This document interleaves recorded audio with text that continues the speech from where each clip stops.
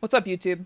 Today we're gonna watch this panel with Brit and Cody because the voices of Tifa and Cloud in the 7 remake trilogy. Because people are being weird about it on Twitter. No surprise. And because I'm interested in what they're gonna say about Revelation. So it's a two-pronged approach. But let's check it out. Who in chat has watched this? By the way. Look at that. Yeah. Good stuff, good stuff. And raise your hand, literally raise that hand. You have, Greg? Parts? Awesome, great cosplay. Hey, welcome to CowCon 2026, panel 2. Give yourselves a round of applause for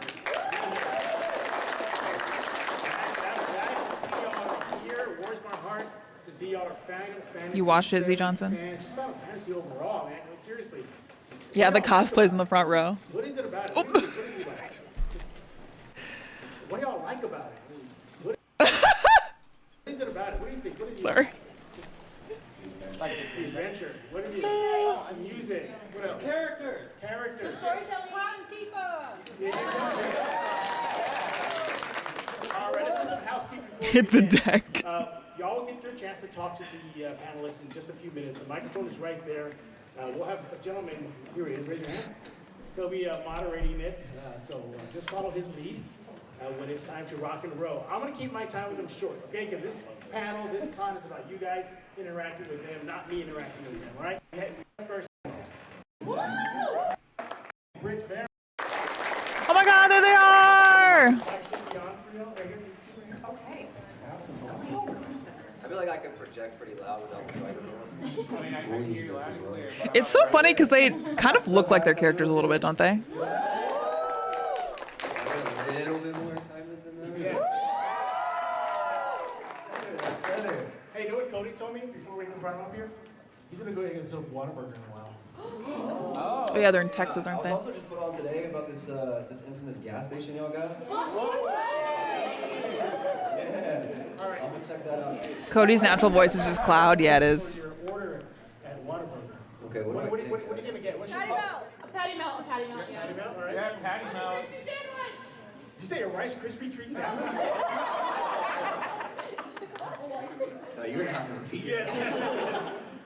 What did you say? That's the secret recipe. Barbecue A sandwich. barbecue sandwich. That makes sense. Or just the sweet and spicy burger. That one's good too. All right. So what I'm hearing is I just gotta order like 7 things. Yeah. I'm gonna slight comatose after this. I mean, you know, you guys. I've never had Whataburger. One could be sweet and spicy, cut it in half. You know. Is that a hack? Is that a Whataburger? I guess Brianna White's in stealth mode until release. I mean, they haven't showed Aerith at all in Revelation yet, so we'll see. You saw somebody there too? We'll see. You know what? Now I have to. We don't I don't. let Brit eat. Yeah, can I have the toy prize in the box? Yeah, I'll take that. Get the cran apple salad. Apple salad. No, I'll have the barbecue. Okay, I'm tired of this. What order in Final Fantasy? All right, what are you talking about? Be serving up. Yeah. Well. Yeah. Here at CowCon 2026. We appreciate it. Thank you so much. and Thanks for welcome. having us. FF7 Mins, yeah. Yeah, somewhat. I've been to San Antonio a few times. I've never stayed in the city though. I had a friend growing up. I was just telling you the story. So I've been a gamer like my whole life. But I've played Enough like, first-person banter. shooters. A lot of people don't know this, but like I played at a competitive level in Halo growing up. So He did? Wait, that's I had awesome. a teammate who lived in Bernie, Texas. So I played with this guy probably for like 2 or 3 years. We became really close, and we spent a lot of time with people online. And then one day I was like, "Where do you live?" He's like, "Oh, Texas." I was like, "Cool." I booked a flight immediately, flew out. We went to Best Buy as soon as I landed. We bought like a monitor. I had my like setup, and I've been out here multiple times with like gaming. I didn't really explore. Competitively? Yes, competitively. I like that she didn't even know this. Playing as Linda, you know? That's how you know she's never played it. Well, Cody, you were ahead of the time, weren't you? Because now competitive gaming is a thing now. Yeah, man. Yeah.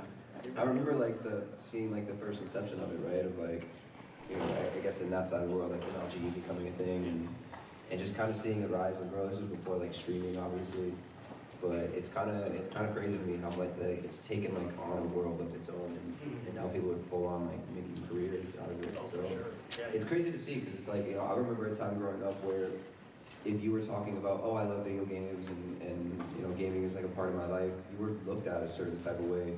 So to see the culture shift, right, where now it's like, it's appreciated as an art form.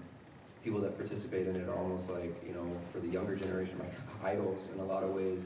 It's very interesting, and I'm happy to see it personally, like as a fan of just like gaming community in general. Not interested. Yeah. Full circle. Full circle. Yeah, Right here, Final full Fantasy. circle would be if I was in a Halo game, but I'm not as cool as Rick. Hey, Brit, did you have any history with Put Halo Cody in Halo. before you go to this group?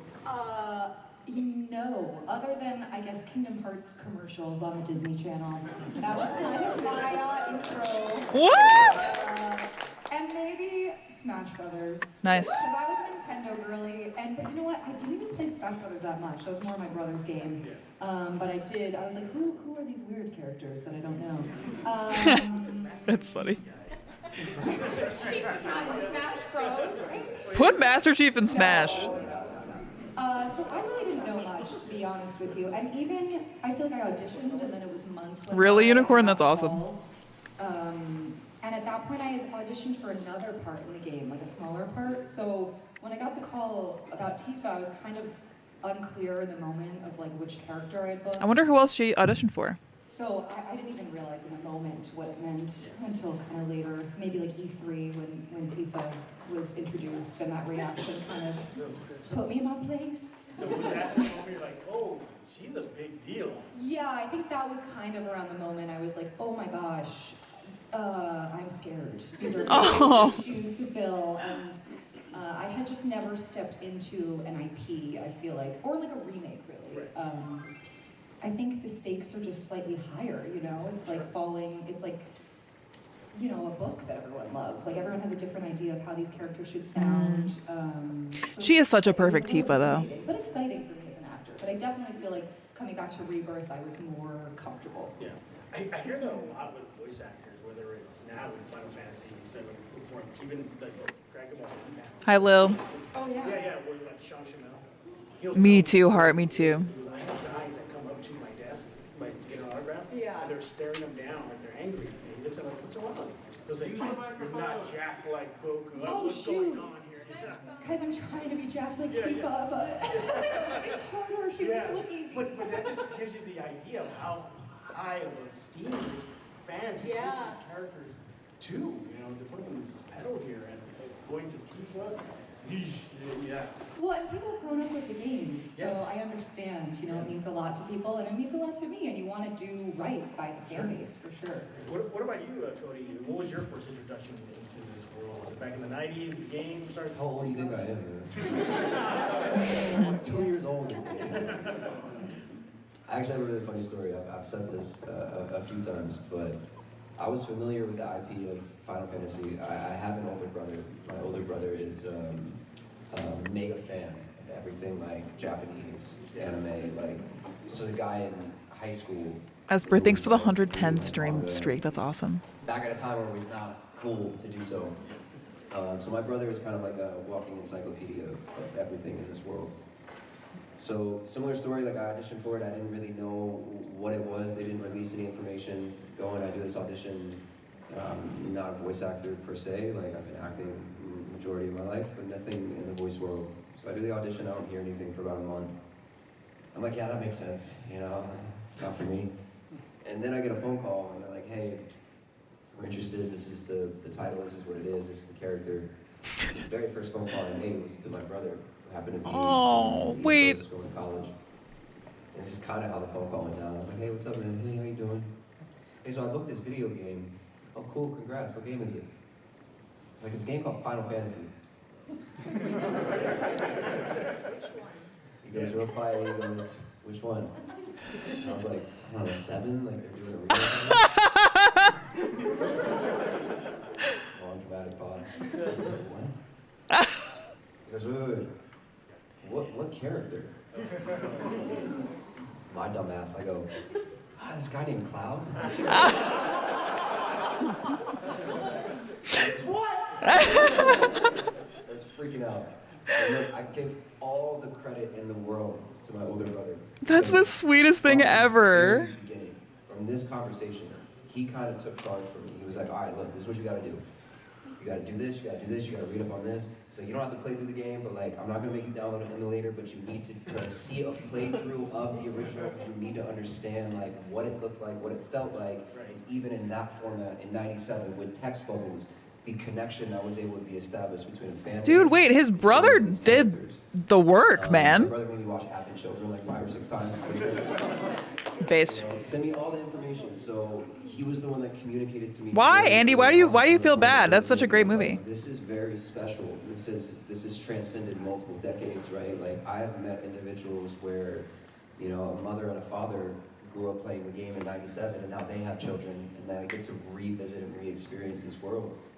And again, being a gamer myself, is like I understand the connection that can be made and how special this can be. So it is a certain amount of pressure, but you take it on as a responsibility, right? We owe it to every single one of you guys who love these characters, and we've gotten the opportunity, and we're so blessed and grateful to fall in love alongside you with these characters. So as much as this means to you guys, it means as much to us of being able to show up and like actually deliver, and the fact that we're still here doing it means we didn't completely fuck it up. So. Hi, Yuki. Have you ever thought about voice acting? Yeah, if I was ever asked to do it, I would totally do it, but I'm like not trained in that. I've never like done any acting or anything. I've been told that I would be good at it because of like how animated I am, but I don't know.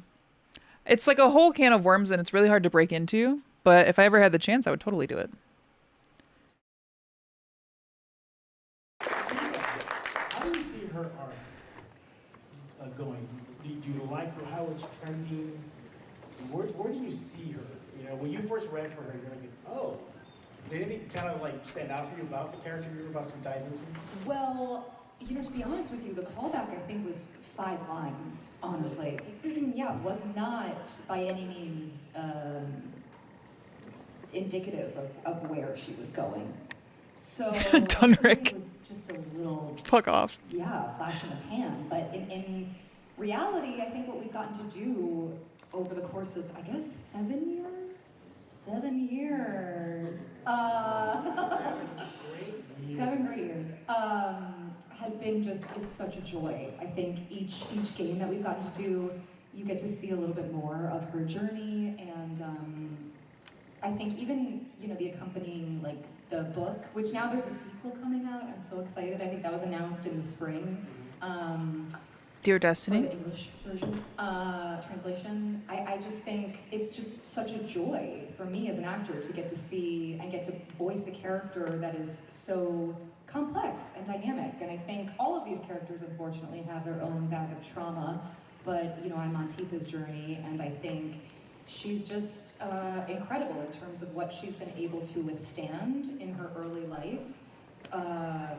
I have so much respect, and I like adore playing a character who can still be so kind and empathetic and patient, while also having like a massive drive and need for redemption. But also, I think ultimately, like Tifa's really, I think, motivated by love.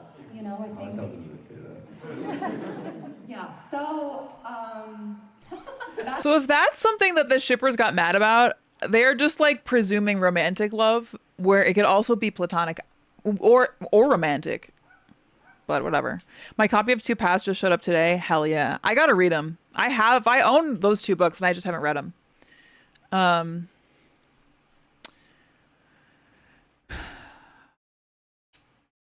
forgot what else I was gonna say. Hold on.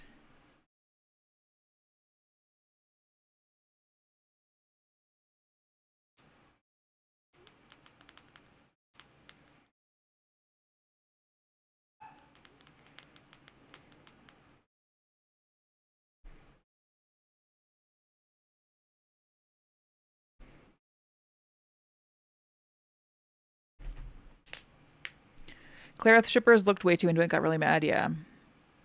Give me 1 second. I realize I'm texting my landlord, who was also my little brother. I'm gonna go. I didn't unplug and replug my fridge, which I should have done to see if that fixes it. Let me just do that really quick. BRB. People still talking about Aerith. Did she not die? Did you play Rebirth, Andy? The old power cycle. Nandre is your landlord? He is. The very same. Hi, Cammy. All right, hold on. Be right back.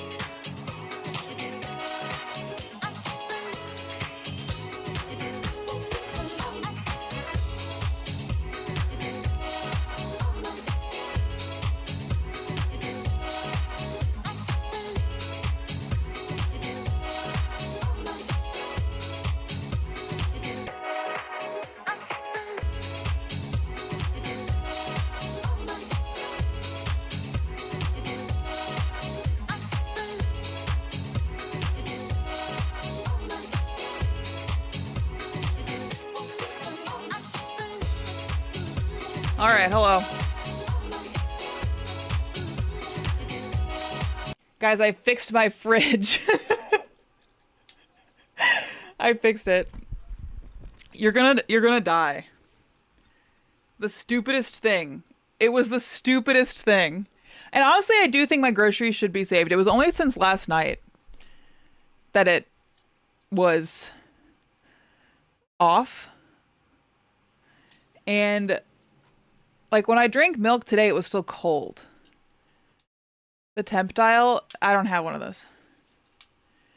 Depends on your grocery load. I mean, if I drank milk today and it was like still cold and I didn't notice, it's probably fine, right? Here's what happened. So, basically, my fridge is plugged in. You'll find out. Well, that's not an answer that I like to hear. If it mostly stayed closed, oh yeah, it was 100% closed. I didn't realize it was not working until right before stream because it was finally like not very cold in there anymore. I was treating it as if my fridge was still working. I thought the bulb had only burnt out. You're probably good? Okay. You're talking about your stomach not feeling great? My tummy always hurts. Let's be real. Who knows? I don't know. I don't know, guys. My fridge was only off since last night. So surely. Anyway, what happened was I didn't know this, but the way my fridge is plugged in is in a power strip under a cabinet. Like in a cabinet. You should be fine. I think I should be fine too. Basically, it's like fridge and then like countertop with cabinet. And they cut a hole in the side of the cabinet and ran the power strip through there. That's plugged into like the wall behind the cabinets. And the fridge is plugged into that power strip right next to it. Which I didn't know. I didn't know where it was plugged in. And apparently, when I was putting away my dishes last night under there, because that's where I keep my pots and pans, I must have put my big pot, like my thing I boil all my pasta in, on the fucking switch on the power strip because it was off. Because I'm like, okay, here's where the fridge is plugged in. I unplug it and plug it, and there was nothing. And I was like, shit. And then I'm like looking at the power strip, and I'm like, oh, there's a switch. And I flip it, and then the fridge kicks on. And I know that it turned off last night because that is when I unloaded my dishwasher, and it's when I noticed the fridge light was off. And I thought it was just the bulb.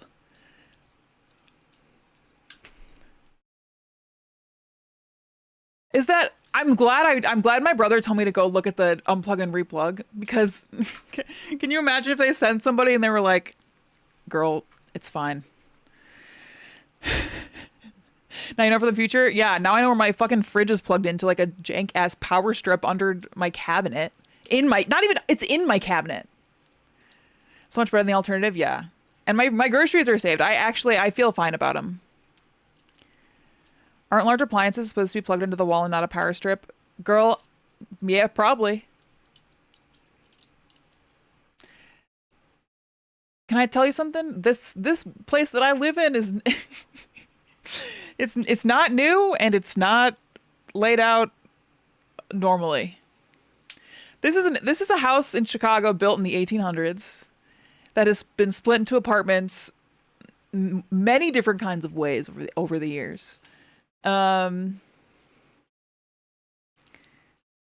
love this place. It's a great apartment, but it's got a lot of quirks, is what I will say.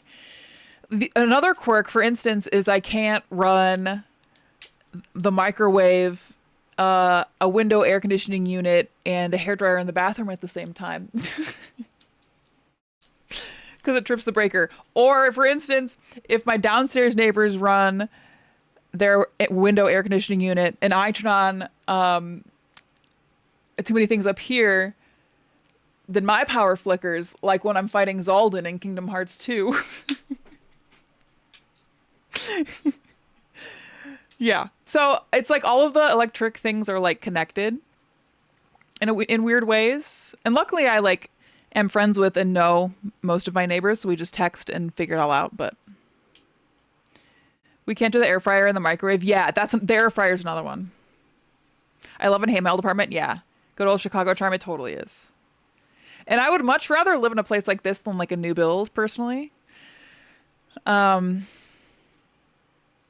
I love like the ghosts, so to speak. I love the charm.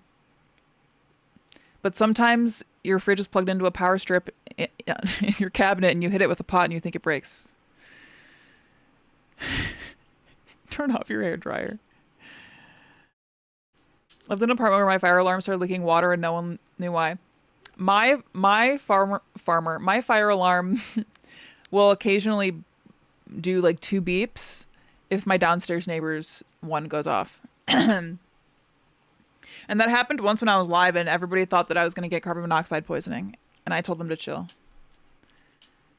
Jordan and I live in a brand new building. It's jank as hell. Yeah, that's kind of what I was going to say is like I've lived in new builds or like, you know, I don't know. A lot of the places I've lived in that are new builds are just as janky as like places that I live in now and twice the price. There are new builds that are really awesome. I don't know. Whatever. Fridge is probably around 1,000 watts or less. A good quality power strip can handle that, but as for apartment wiring, who knows? I'll live where I can, like the neighborhood, unless I can ever build one that I'm involved heavily in. Yeah. Joke's on Jess. She did get poisoned during that stream. That's why she's a toxic FF7 shipper now. My brother did offer to bring me food, though, which is really nice. So I don't know if he's doing that or not still, because I told him I fixed it. I'm tracking him.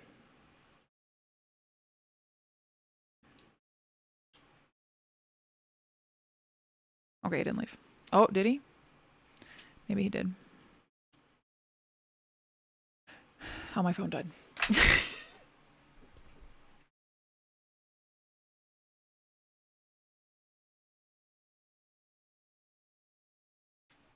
Guys, I'm so bad about charging my phone.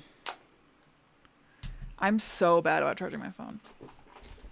Bro Capricorn is goated. I love my brother. Hello, Yeti. Anyway, Greg, I'm sorry your fridge is still broken. Sucks to suck, I guess. Plug a power strip into the other one and then plug in your phone.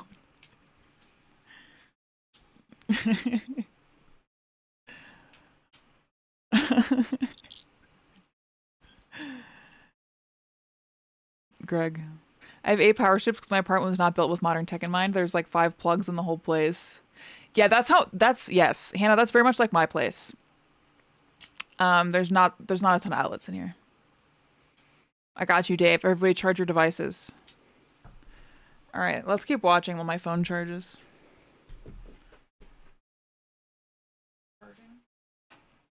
Are you charging?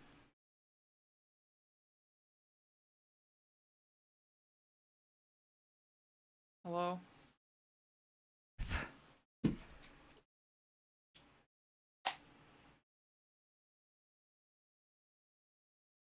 Okay, I think it's charging.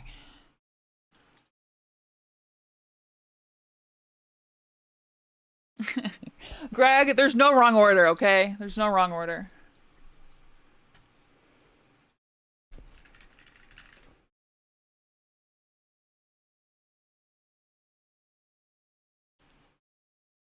All right, you guys ready?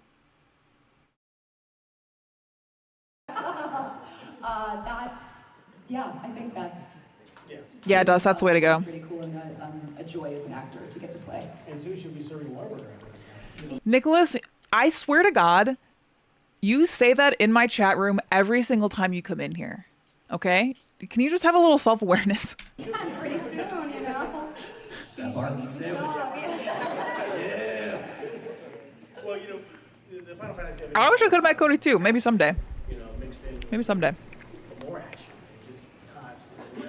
You Sorry. guys' That's all right. I forgive you. backgrounds and also live action. Just thought I'd mention it. I believe Team Wolf. Yes, sir. Oh, what did you do that? I'm sorry. OG always first is the right order. Hi, Champy TV. You want to start something? You want to take this outside? What? You with the Glow? Yes, bro, wrestling Yeah. series. Did that lend help Yes. in these roles? Coming from live action? Well, not coming from, you know what I mean? Just having that experience in live For action. sure. I mean, I think there's a certain level of like understanding how to bring authenticity to the action, right? Like obviously we're in two different worlds. Like when you're on a set, for example, in front of a camera, you really have the liberty to rely on your environment and everything in this sort of like set to bring this to life and bring truthfulness to it. The main difference for me is all the on-screen camera work that I've done the majority of my career. When you're in a booth and you're recording on a microphone where if you're not directly here and you're slightly off, now all of a sudden like they can't capture clarity in the audio. So finding a way to, I guess, bring the sort of intensity while remaining, I guess, sort of like still and confined in a very, very small space. I'm sure there's like some parallels there of like, again, having lived it, having embodied it, knowing like how to connect with it and then make it feel real and sound real. You know, because like, again, when you're playing this game, like, doing some intense stuff and jumping 15 feet in the air and slashing down. Hi, Bloom. You know, there's a lot of this like battle sequences that are happening. And in order to make that feel real, it's like you gotta, I don't know how you do it, but like I brace like my entire core, like my whole body is like tensed up in order to bring the intensity. So again, it's like, you know, there are differences, but I think again, just like achieving the authentic sounds. Burrow's handsome. They're both so good looking. I'm kicking ass in this booth. I'm not moving, but I'm kicking ass. Yeah. I mean, how's that feel coming out of that booth once that's over? You know, are you like, man, I was at the gym for an hour. It's exhausting. No, it's exhausting. I say this all the time, right? Like, I could be on set for 16-hour days and doing a 4-hour session. I feel way more drained doing a 4-hour session in the booth than I do being on set all day long. I just think it's also a different level of intensity when it comes to focus, right? Like, again, it's when you're on a set, when you have the liberty of like a camera. Okay, my phone won't fucking turn on, so I need to go get my goddamn computer. Hold on. See if my brother texts me. Hold on.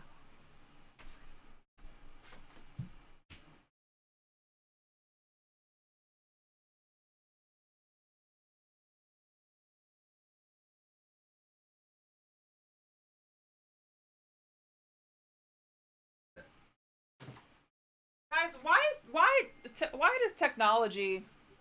Why technology? You know.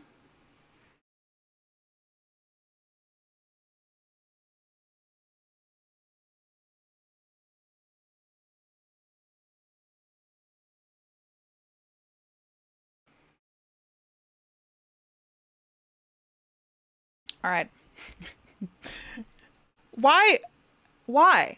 What? Oh, okay. Turn on. Kibo, thanks for 13. You can almost get lazy in a sense. Like, you guys don't need to see that I'm sitting. You don't need to see that I look this direction or hear it, right? Because it's like, it's a visual aid. But like everything in this game, every single sound, every small little subtlety and detail has to be recorded and captured in order for that story to like, you know, make sense. So I think it's just a... What did somebody say about Ian McKellen? Prasha said, this reminds me of when Ian McKellen broke down filming The Hobbit because he had to spend the entire time in front of a green screen with no one to interact with. Yeah, it's hard, right? It's hard. Because when you're an actor, like, you have to do so much, like they're saying, like, it's so much more focus when what you're interacting with is not there. I totally get that. It said here, damn, I know. different level of like focus. And I think also just being alone by yourself, solitude in a cold, dark room. I don't know about you, but I turn all I the know, lights they're out. like, Cody likes them really dark. Do you Yeah, I want like them the, dark? I I'm like the like, lock keep these lights on. on. Yeah. It's been such a blast though, man. I'm so grateful for this opportunity and you know, just speaking on environments like this, being able to show up. Bloom, no and way. You guys and connect with you and hear That's these awesome. stories, these stories of these I mean, I'm characters sorry. you. It's like, it really has been like a highlight of my career, man. I'm very, very grateful. Nice. Same question for you. You know, coming out during those intense. I want to hear from Brit. Scenes together. Yeah, I mean, I guess I feel really similarly to Cody. I do think because Oh, I love those unicorn. we're working the entire time, like a day on set, you know, you could spend 16 hours on set, but you're really only acting for like 45 minutes. It's like so much, at least especially on a show like Glow, like it's so much hair and makeup, it's so much waiting around with a huge cast, so many setups. But with VO work, like the clock starts, you're in and you are working, especially with us, till the clock strikes like 4 or whenever you're free.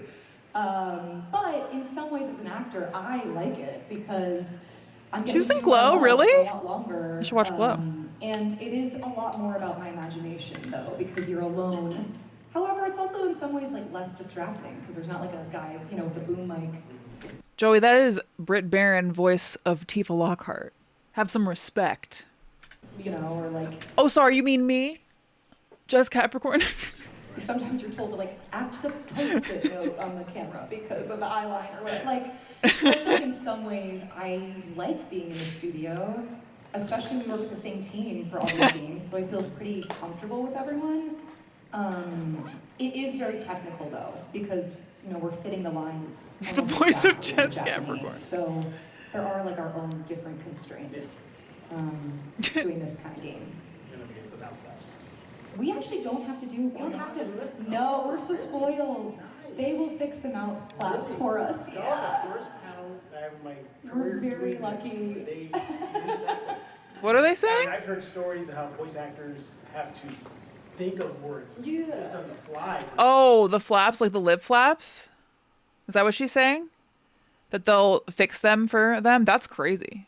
But also, I don't know. Yeah, they fix the mouth flaps. I mean, just their attention to detail for like all this stuff like is so impressive. And I could see them like really wanting a specific take and like adapting the tech and the lip flaps for that, you know? See, they can match it up. Yeah, no. And, oh, well, that's awesome. That makes Yeah, sense. but it is hard because there's times where I'm like, oh, I want to take a beat here, or I wish I Yeah. could go, you know, slower or out of breath or something. And often it's like, no, you don't have time for that. Nice. You know, so you got to fit it and make it sound natural. Nice, nice. Hey, it's gonna be your time to start asking some questions. So y'all start. They've got some AI stuff for the flaps. Pretty neat tech that AI is actually good for. Yeah, I'd be so interested to hear how that's implemented. Lining up. Where's the gentleman? Raise your hand. He's the microphone czar. You don't want to get him. I still can't get over the stuff with Cody's brother. Like that's so special. I love that. That's really nice. All right, you want to line up right here, and I'll get your question. Just here. I already feel apprehensive about an open Q&A. Like they didn't even ask them that many questions. Like before the Q&A, they didn't even talk that much. They better be good. We're gonna let y'all start queuing up here. AI tools and not Gen AI. Yeah, exactly, Eddie. Big difference. By the way, did you guys? Y'all saw this guy's cosplay? You look amazing. I haven't met you. Oh my gosh, when? At Nostalgic Con? Were you dressed like this though? Oh my gosh. Whoa. Oh my, are you the friend? I remind you of Karen Gillan from Doctor Who. My voice does. Well, thanks.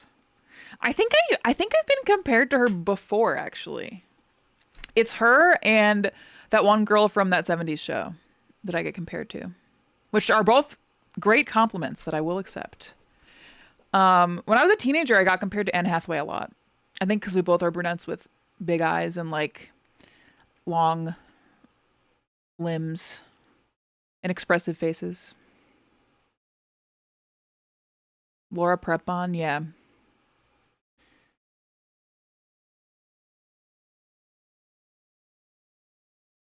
A brunette version that lifts heavy. That I do. Guys, I've been working so hard. This is totally random. Well, it's not random. Plateau's brought it up.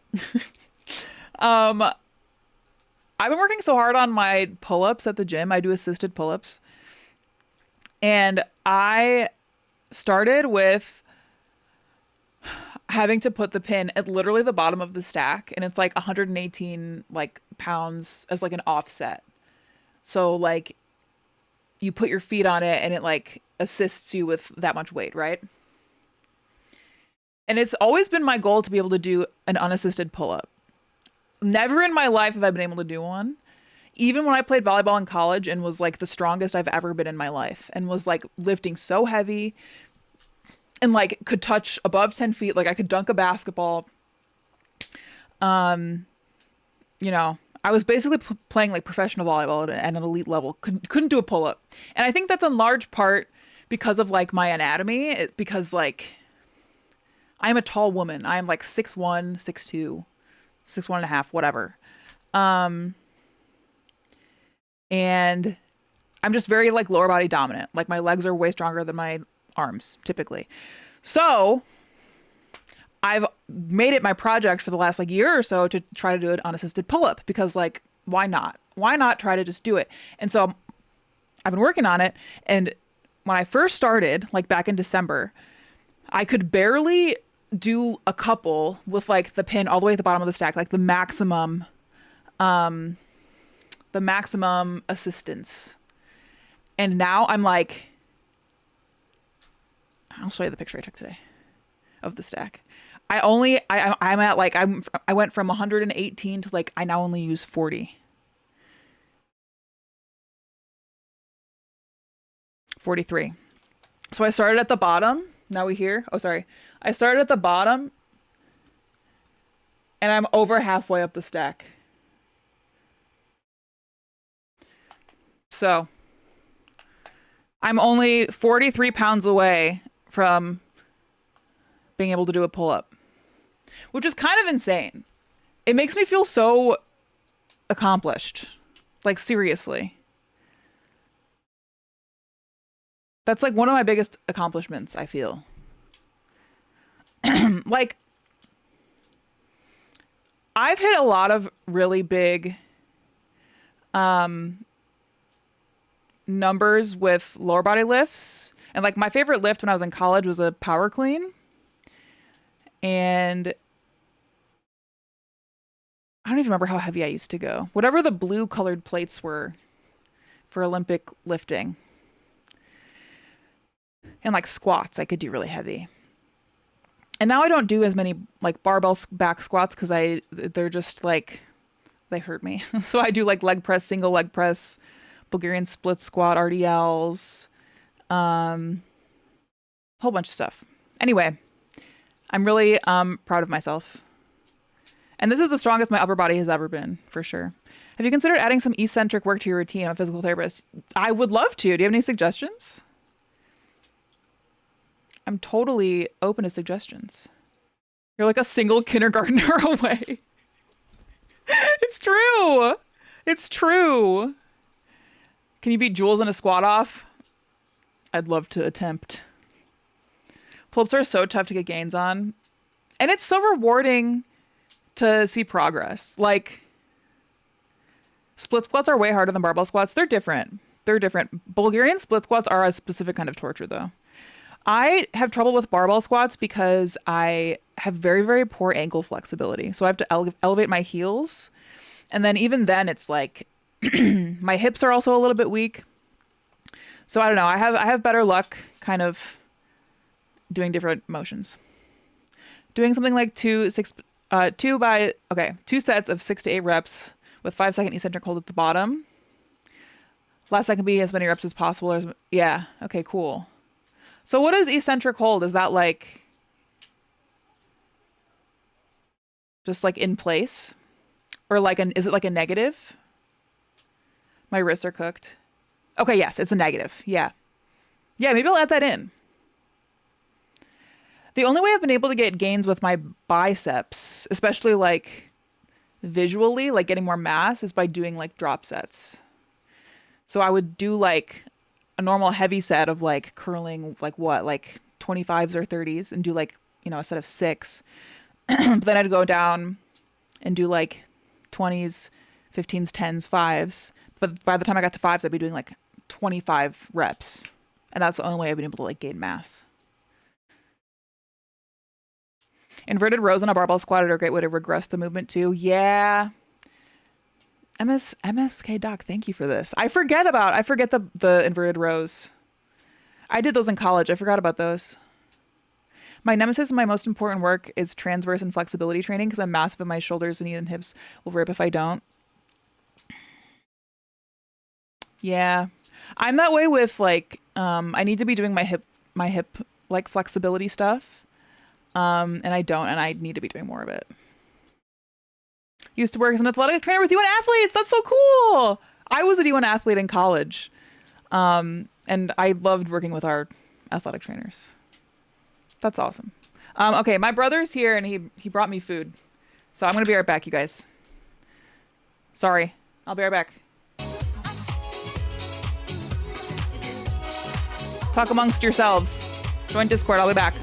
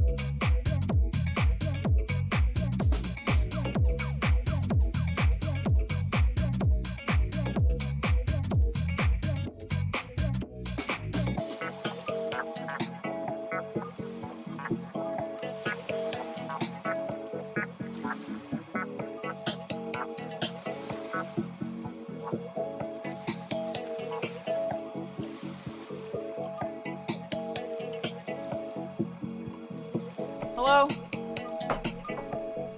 Hello? Weather's beautiful here, my God.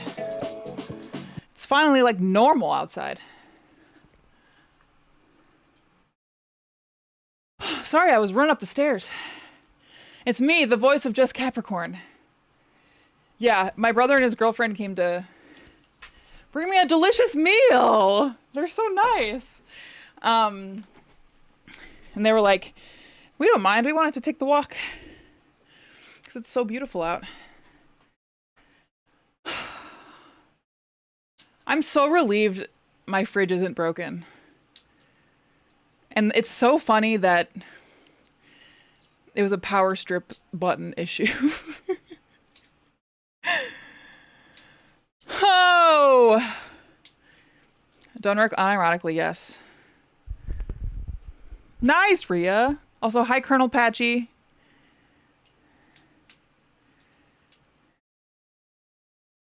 Very funny, Greg. All right.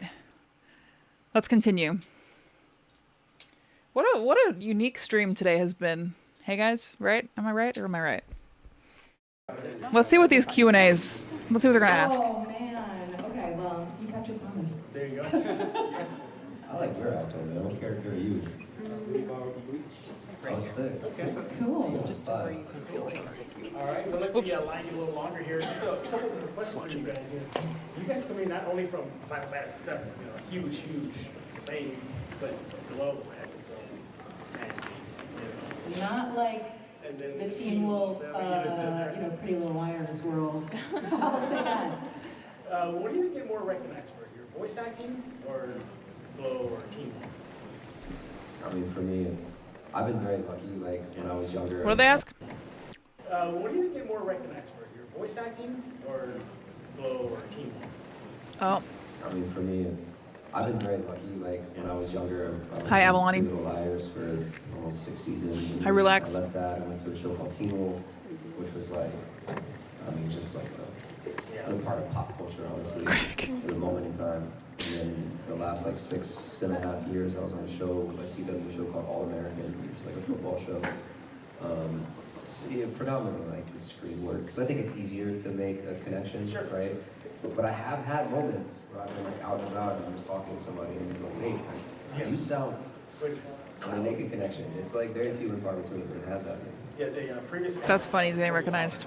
He said that he gave a free autograph to somebody who came up and recognized his voice from some obscure work that he did for his community. Wow. He was like, oh, this is free. He's like, this is yours, because nobody's ever recognized it. It's so interesting because I've been recognized a couple times, like mostly from like my shorts, like my TikTok. And it's such a weird experience. It's I don't know how to describe it. Cause they're like, are you Jess Capricorn? And I'm like, yeah.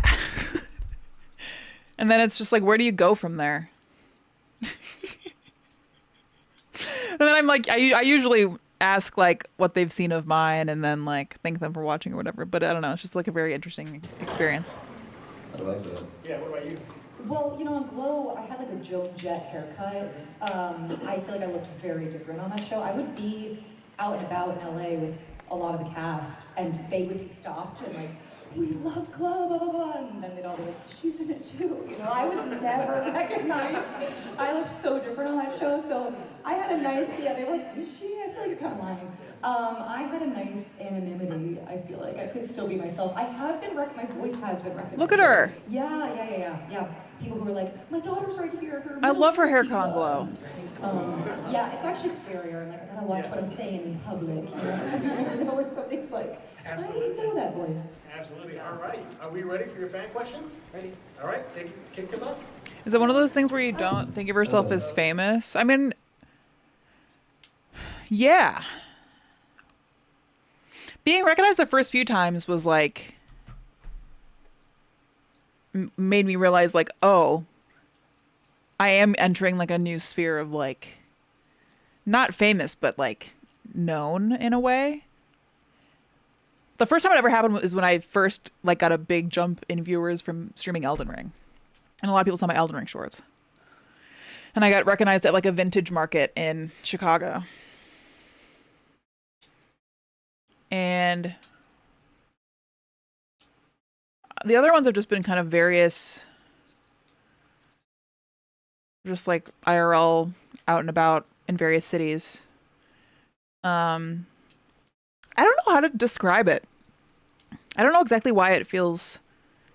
It's, you know what it is? It's like these people have seen so much of me in my life and like what I care about, i.e. playing a lot of video games. And I have no idea who they are, you know? That's like the weirdness of it, is like you know so much about me and I don't know who you are. That's the weirdness. Hey, are you that streamer who eats sand? I was an independent wrestler for 10 years and stopped in Walmart by fans. You were an independent wrestler? Wait, what was that like? That's so cool. Guys, I feel so much better. Do you think I was just having upset tummy from being stressed about the fridge? If I saw you out in the wild, I'd be like, are you the girl who made the sunscreen video? Greg, I have been recognized from the sunscreen video. How many views do you think it has now?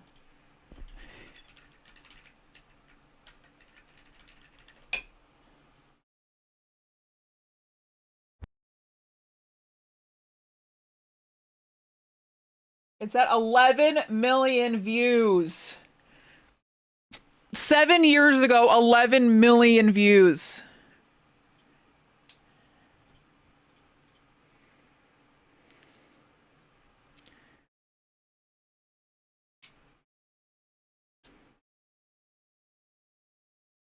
Where's the comments? They're there.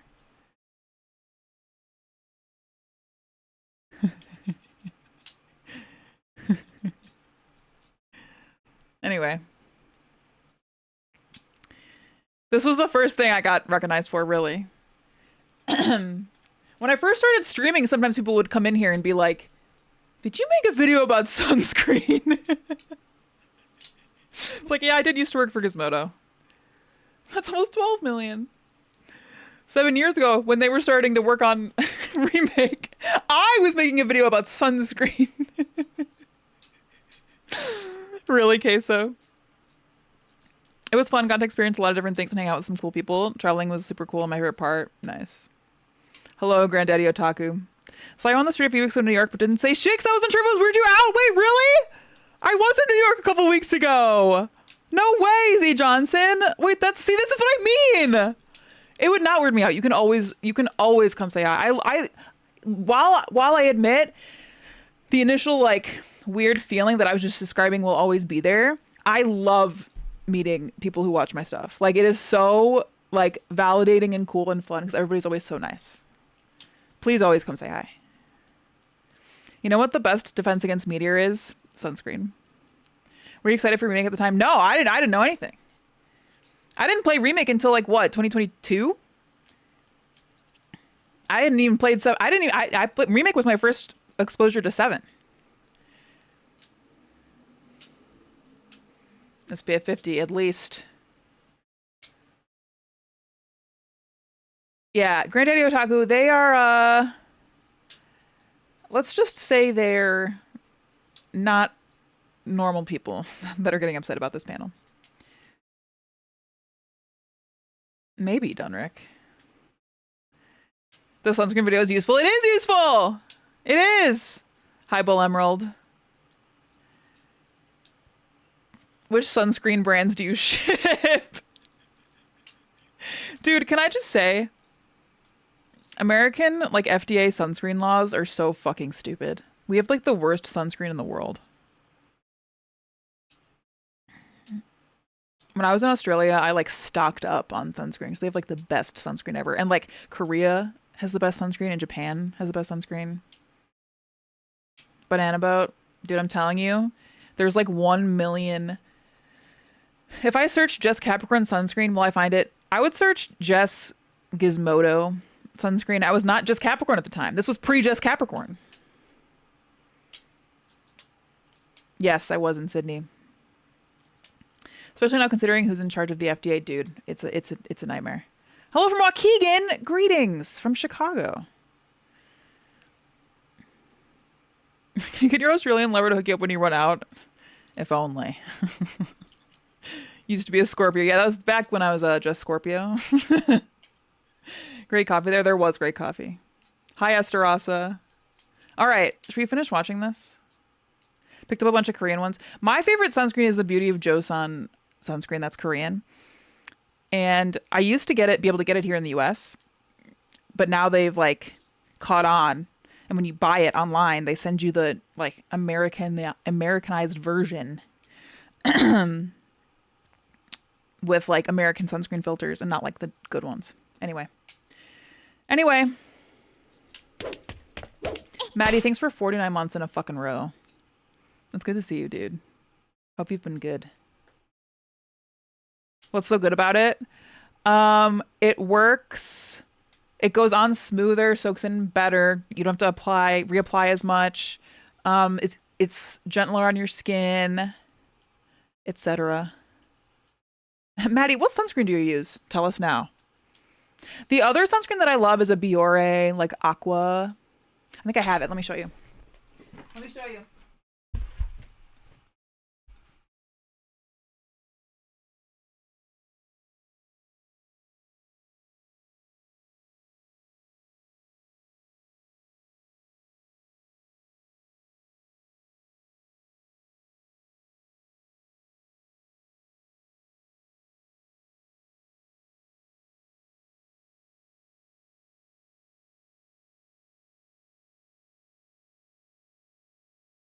These two are my goats. This one, it's like a Korean, like, it's Nivea. It's not Biore, but there's a Biore one that's good too. It's like a water gel. I don't know what any of that says, but it's like, it looks like this.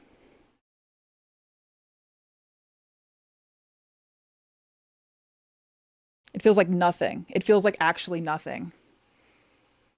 It smells, it's like nothing. But this is like the one I use on my face every day.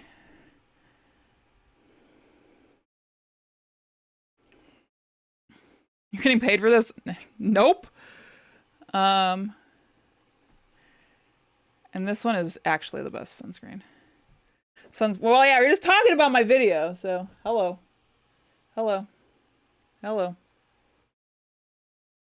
This is like more of a normal like sunscreen. Anyway, those are my goats.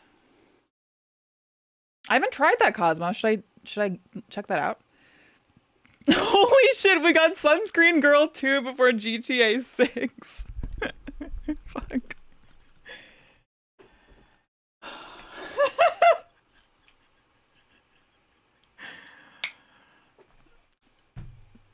But yeah, this, if you buy it just like off the regular website here in the US, they will send you like the American version with the wrong filters. Oh, you're from Chicago too? That's awesome, Granddaddy Otaku. I love that.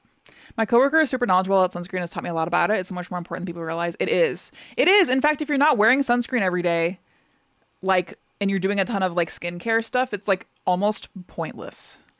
And a lot of the sun's rays that age you can come through your windows unchanged. So even if you're like inside all day, if there is sunlight coming in your windows, you should still wear sunscreen. Do you use vitamin C at night? No, I use vitamin C in the morning. I usually use like a heavy moisturizer or like a retinoid at night.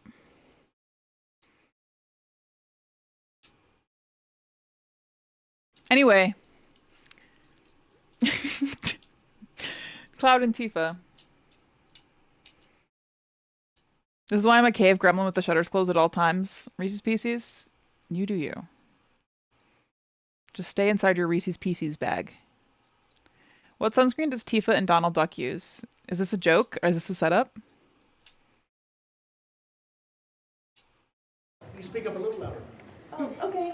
Chat, it is charge. JTH, thanks for the prime. Charge those old devices up to keep the batteries healthy. I'm gonna work hard. Stay relayed. Just in chat. Hopefully back before other stream. Bye, Jerpis. Wait, what did they ask about Gold Saucer?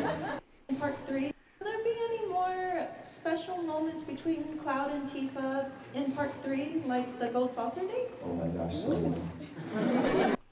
He said, "Oh my gosh, so many." Look at how she looks at him too, dude.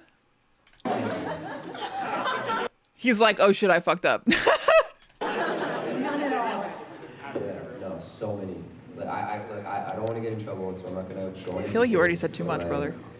There's a scene that the two of us have in this third game, and it is by far one of my favorite moments.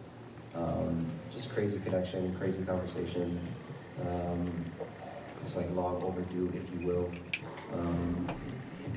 And I just think like, yeah, their connection to me has always been very, very special. So if you're a fan, Definitely the high wind banging scene. then you've got a lot in store. But, like, actually. I think you're gonna love it. Well, thank you for answering, and also it's really great to meet you both. Likewise, Nice to thank meet you. They're so nice. Hello again. Hello. Two questions. So, as actor and actress, like, if you could look back at I'd bang the high wind. It's a classy ship. The best ship. My favorite ship. Right, shippers? Hi, co-op. How was your stream? Thanks for the raid. Thanks, mods. How was Val? Did you win? We're watching the Cody and Brit panel. These are the voice actors for Cloud and Tifa. Welcome, everybody.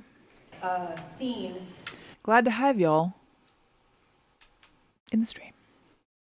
Thanks for the raid. from Rebirth or Remake and choose to like rewrite it or re-perform it, what scene would you choose? And my second question is, what is your favorite thing about Cloud and Tifa's dynamic? An emotional end. I hope so. I hope so. Also, Raiders, what sunscreen do you use?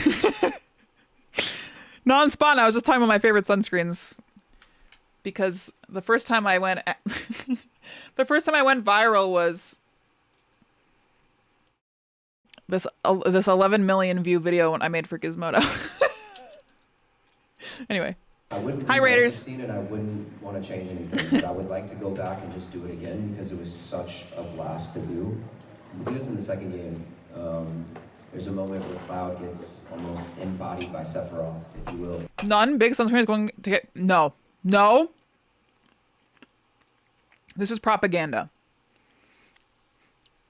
You should listen to my propaganda instead and get a Korean sunscreen and it'll change your life. Sunscreen go has been activated. I'm triggered. I muted the stream on accident. Okay, hold on. Aaron, if I believe. Hold on. I forgot. I didn't do that. I would like to didn't go listen. I back didn't and just listen. I wouldn't rewrite the scene and I wouldn't want to change anything. Second question is, what is your favorite thing about Cloud and Tifa's dynamic? I wouldn't rewrite the scene and I wouldn't want to change anything, but I would like to go back and just do it again because it was such a blast to do. I believe it's in the second game. There's a moment where Cloud gets almost embodied by Sephiroth, if you will, and goes. One of my favorite scenes. It's horrifying, but when he goes and he dodges the bullets, it's one of the hottest things he's ever done. They got you two big sunscreens taken over. No, listen.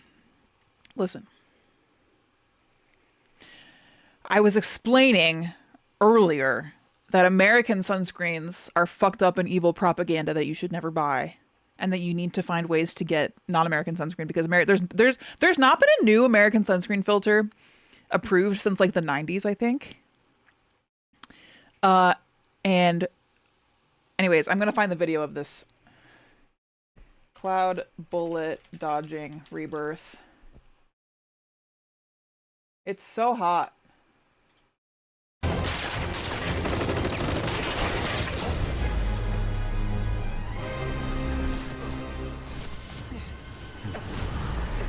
Let that righteous anger guide you.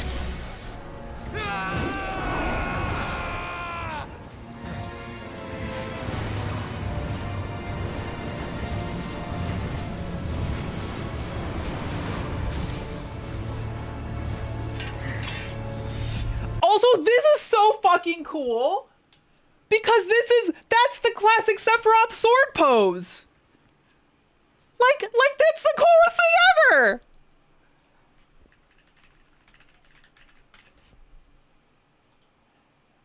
Like he's always doing this shit. He's always doing this shit.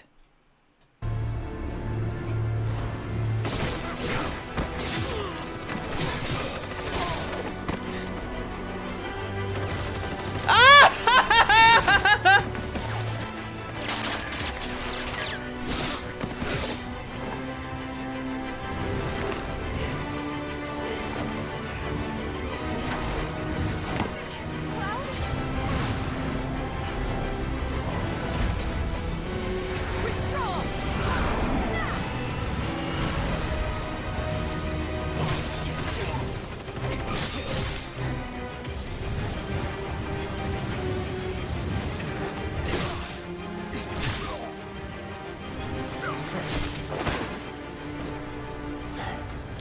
I didn't notice that either.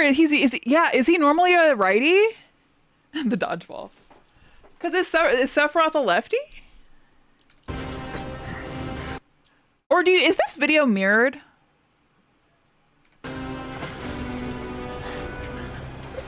Killing John Choi.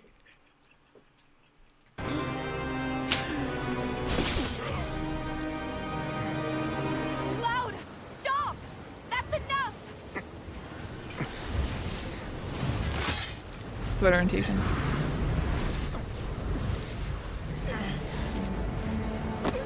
He killed John Choi. I just want to see the oh,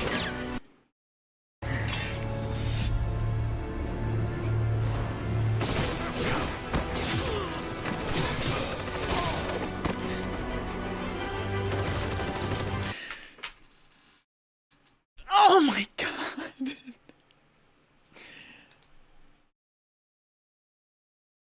There is nothing hotter to me than this scene.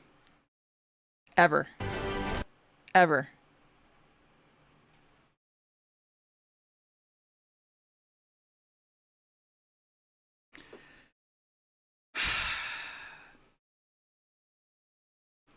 Okay, Reno jumping off his sword is okay. Okay.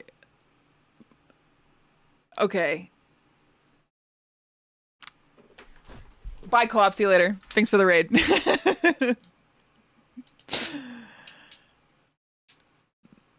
I'm so happy Queso's playing these so that he will understand.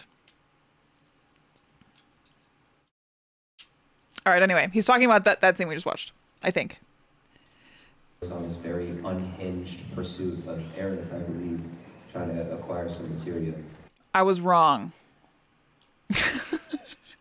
I just wanted to watch the bullet dodging scene. This is when they're at the Temple of the Ancients? City of the Ancients, rather? And it was a side of Cloud and a voice that we had never done. And it was so much fun. I was so sad when the little segment was over. But I was like very like... When was that?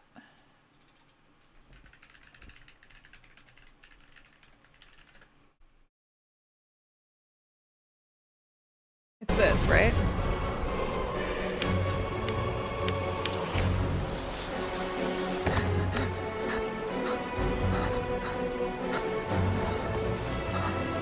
This panel was like yesterday or 2 days ago or something. Rise, Cloud. I do remember this when he goes, Aerith. Bring it to me.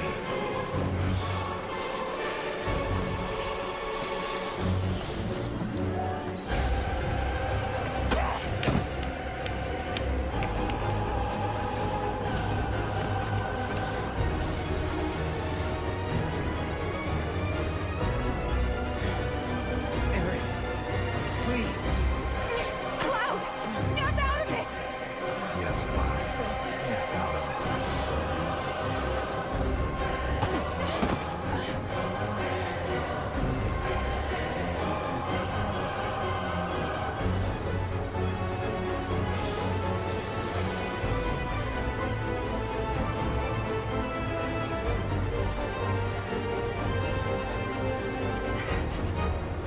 I can't let you have this.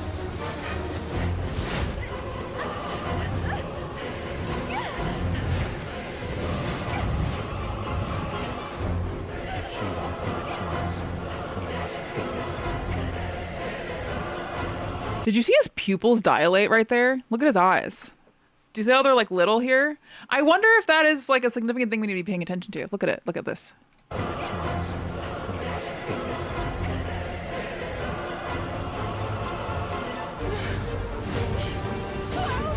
Stop!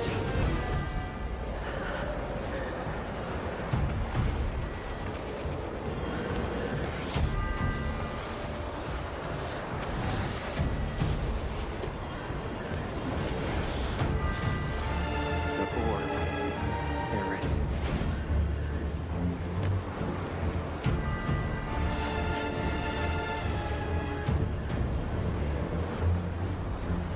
The video skipped it, did it?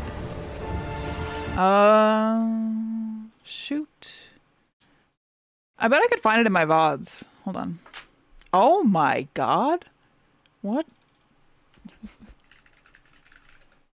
Excuse me. Holy moly. No, it was just coming up? Oh, it was? Well, I kind of want to see my reaction.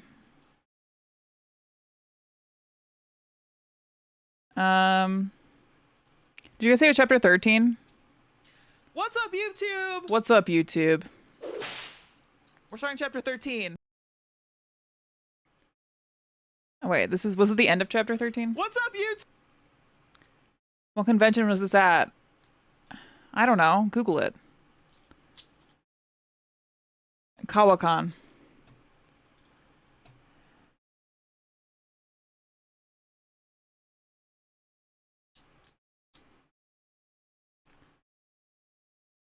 Dude, I saw this on my last day of playing. No shot.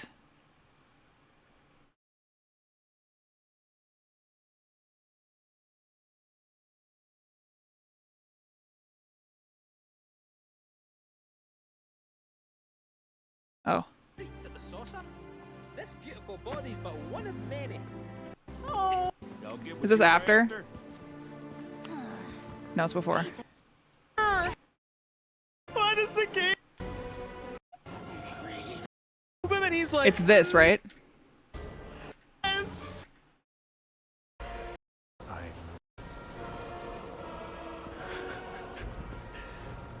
I'm waiting. Tifa popping in. Cloud no! Cloud no! Cloud no! Cloud no! He said the thing! Doesn't he say that? Does he say that in Advent Children? Where he goes, I'm waiting, Cloud. Oh, no, no, no, no, no, no, no, don't make me do this! Just like an OG, baby!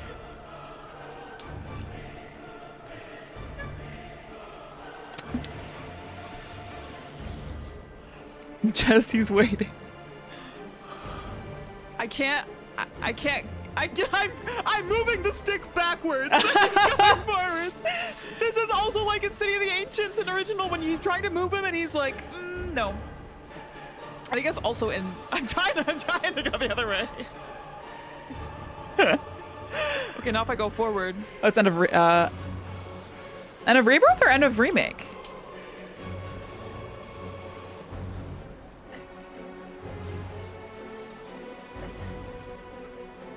Bye, Shane. Thank you for your help. Remember, chat. If you see spoilers, feel free to spam emotes to move the chat up. Pre-Durian. Cloud after one White Claw. He walks like a puppet. He does. Ain't no laws. Oh, wait, Semiron, that's so funny. I can't even look behind me. That's an interesting. That's an interesting thing too. You can't look behind you. Controller back. Oh, mama. Except for them so drunk.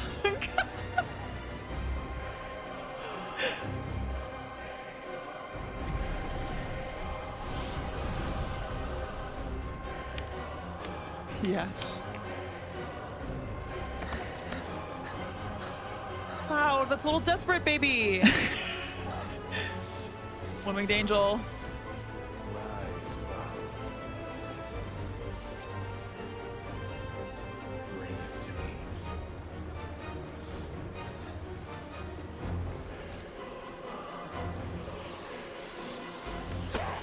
Yes, Tifa! Yes, yes, yes, yes, yes, yes, yes, yes, yes. My girls. Oh no, oh no. Oh no, oh no, oh no. Oh no, oh no. Cloud, snap out of it! Yes, Cloud. Snap out. It's maybe we need to do a rewatch of my playthrough. Cause this is crazy. I'm getting stressed out watching this. You know what I mean?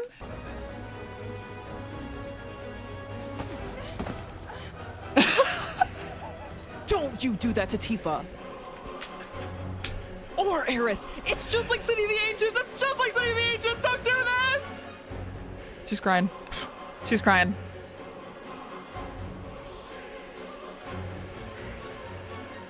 I can't let you have this.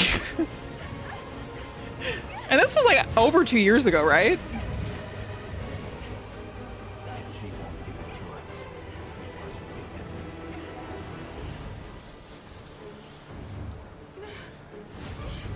Cloud, stop! April 2024, yeah. No, game. Why do you do this? Why does the game do this? She's distressed.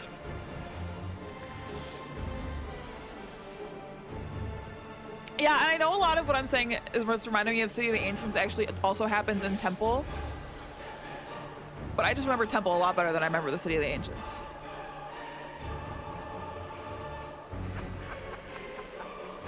Aerith. Is he laughing?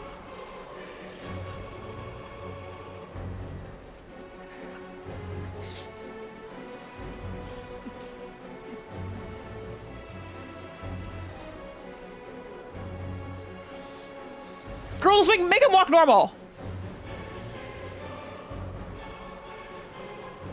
He's not okay.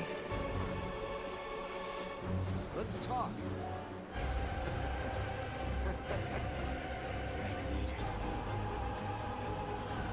It's like SpongeBob needing water. Yeah.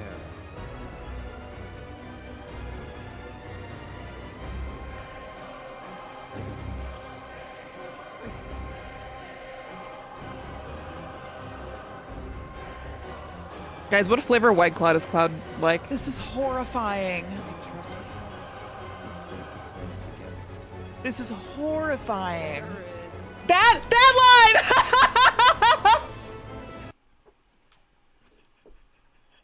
That one specifically, that is what I remember. Aerith. Horrifying. You can trust me. Let's see if we play it together. This is horrifying.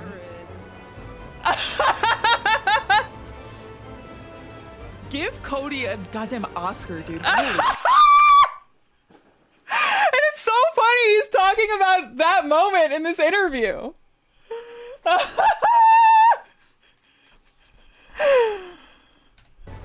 This is horrifying.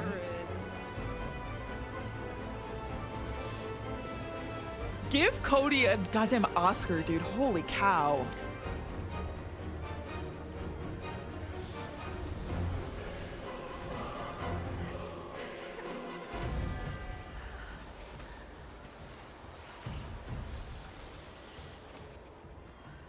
I kind of don't remember what happens.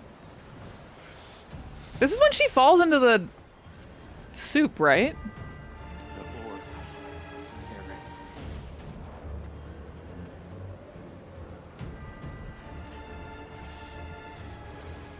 I wonder, like, who can see Sephiroth? Is it just Cloud?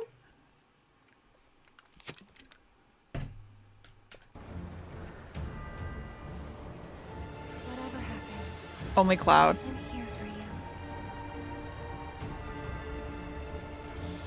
Everyone sees him here? They can all see him? They react to him when he shows up? Okay. They react to him earlier in the scene. Okay, okay, okay. Oh my god, he's a little errand boy.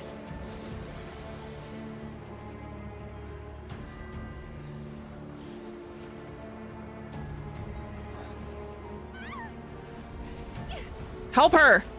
Help her!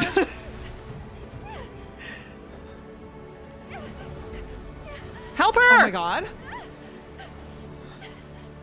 The pupils! Again!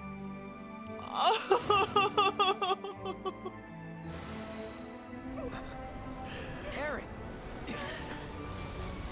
Oh my goodness. No! Oh, thank God.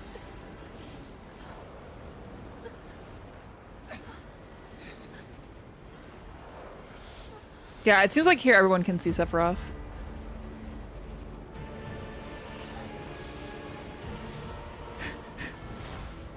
The wing. There it is. There it is. There it is. Oh my God. Okay, that is another scene that is a fucking Renaissance painting. The wing. There it is. Like, give me a break.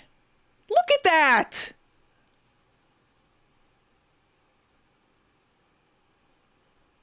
Oh my God. There it is. The shot of Cloud reaching for Aerith here with Sephiroth watching my laptop background. It's a good one, dude. This is unreal. They did pop off. There it is. Oh my God. This is the first time I'm noticing Cloud's pupils so much.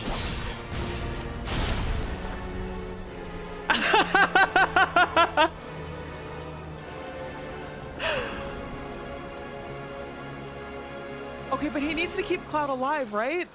Well, maybe it was just for the materia. I don't know. I don't know. What the fuck, dude? What the heck? Oh. Almost there. Okay. I needed that. That reset it. Dude, we have to do a rewatch, I think, of my playthrough. I would love to know what I was thinking playing this for the first time. Yeah, I think the devs knew we would need a Reno cleanser, I'll be honest. It's hard to tell with how they frame the games, everything being from Cloud's perspective. Yeah, I mean, that's, you know, that's definitely intentional. Like, the unreliable narrator thing is really cool. The wings are already kind of cracked for these moments. Totally normal OG winged Sephiroth. Yeah.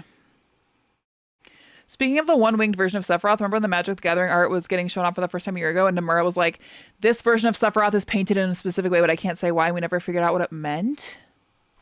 Wait, which art? This one? Of Safer Sephiroth?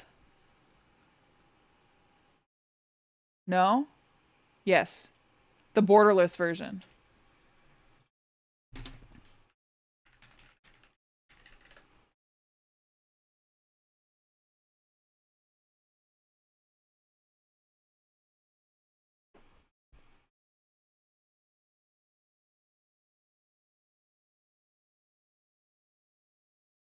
Why are there multiple?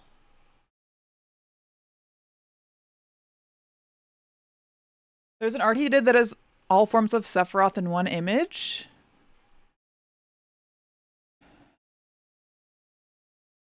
Are you talking about this one?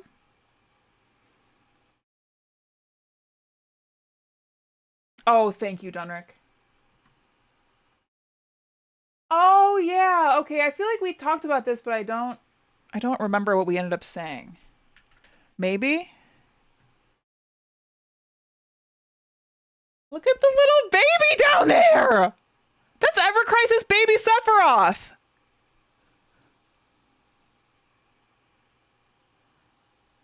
Bizarro. This is all the Sephiroths. Baby, Soldier, Bizarro, Safer. Yeah, I remember people talking about the arm. The full right arm. This, right?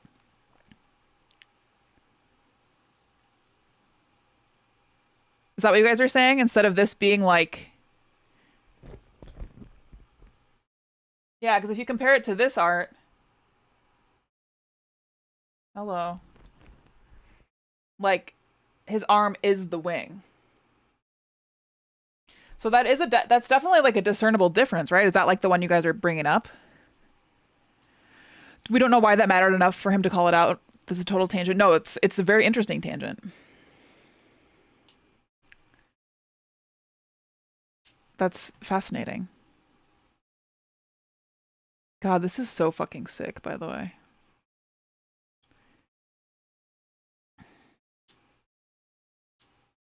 Something I've been puzzling on, Seph's wing is on the right and black. Genesis is left and black. Angel's is right and white. Right hand is the god of mercy. Left is judgment. Also, Unicorn. Interesting to note that we were just talking about Sephiroth wielding his sword in his left hand, and Cloud uses his right hand typically for the Buster Sword. I guess Sephiroth's kind of ambidextrous, but mostly left hand. A lot of like left and right symbolism, which is also interesting because like people talk about how when Zack shows up, the Buster Sword is mirrored, right? And I don't know if that pertains to this kind of left and right stuff or not. 3D Kulaks, it kind of does, Greg. Sephiroth is left-handed. This changes everything. Sephiroth can totally do pull-ups. He can probably do one-handed pull-ups. It is Lucifer. Yeah, it is.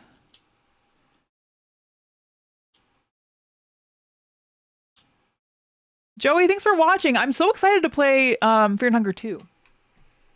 We will definitely do that in the future. Unicorn, I know that's a big thing for you. I'll have to check that out eventually. I wonder if they'll change his name in Revelation or not to Savior. I mean, why is he even called Savior in the first place? Who is he saving? You know what I mean?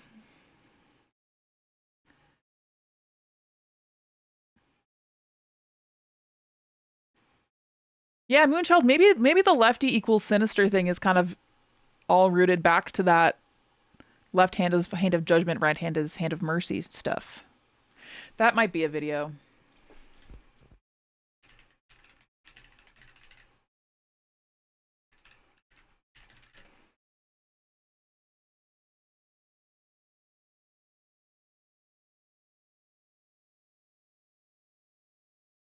I already have bullets on importance of mirrored stuff.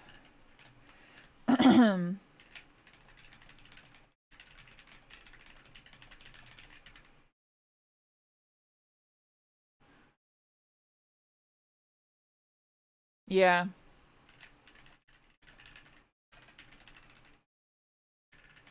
There's a lot of like witch accusations of left-handedness too, right? He believes he's saving the world in his own way of what he's doing. Okay. No, Liz, you're completely valid, and I did the same thing.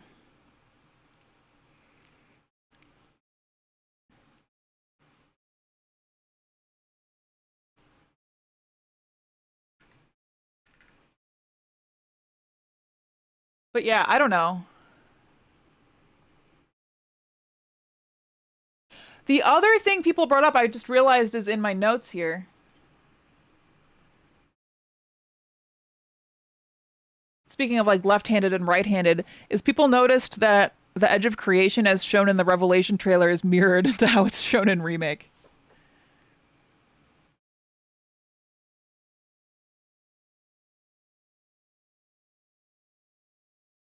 And I have no idea what that means.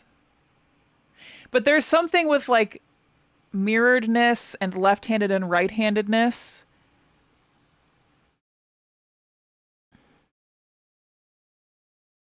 Makes me wonder if it's being seen like a Dunrick, you're a fucking genius. That makes total that'd be really, really cool.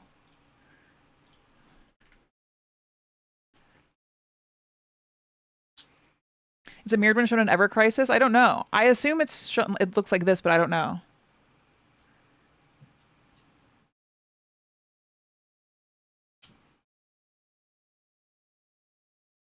Unicorn, I imagine it would be the Japanese mistranslation though, yeah.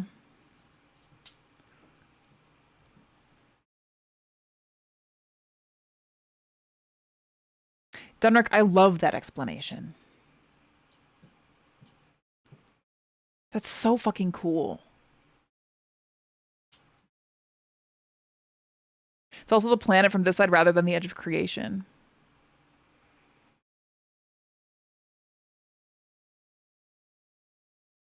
I think it was translation weirdness somewhere on the way. Yeah, I mean, I don't know for sure.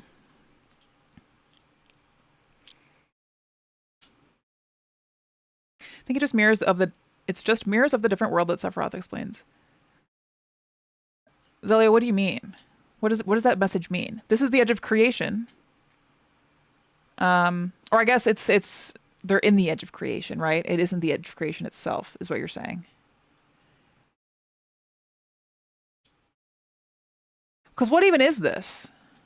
The Dying Universe Nebula. Is that what it is? This also says Ever Crisis is like this.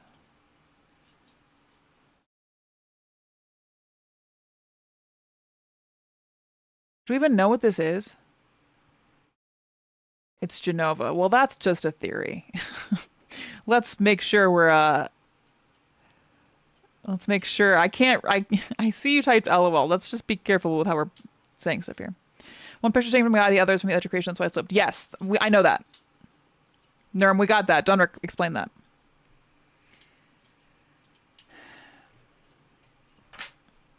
It's Chicago, Illinois. That's okay, Nerm. Thank you for your input. It's not defined to give it a name. Yeah, I just don't know why we care. Like, what? I don't even know why we care about that. Like, what is it? You know?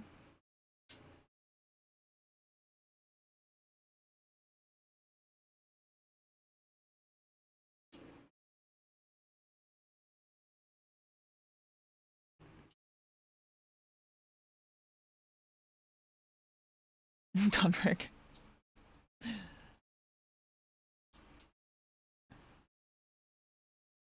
Interesting, unicorn. Interesting. All right. Anyway, we just went on a huge tangent. Cody is talking about the moment where he goes Aerith, where he gets possessed by Sephiroth a little bit. I want to hear how he talks about it. I believe trying to acquire some materia, and it was a side of Cloud and a voice that we had never done, and it was so much fun. I was so sad when the little segment was over. But I was like very like. It's like it's this crazy version of it. Yeah, possessed, if you will.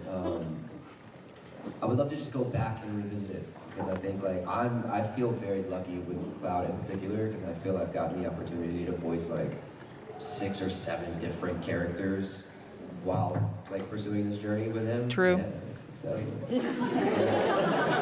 I know subtext. I know. Slop.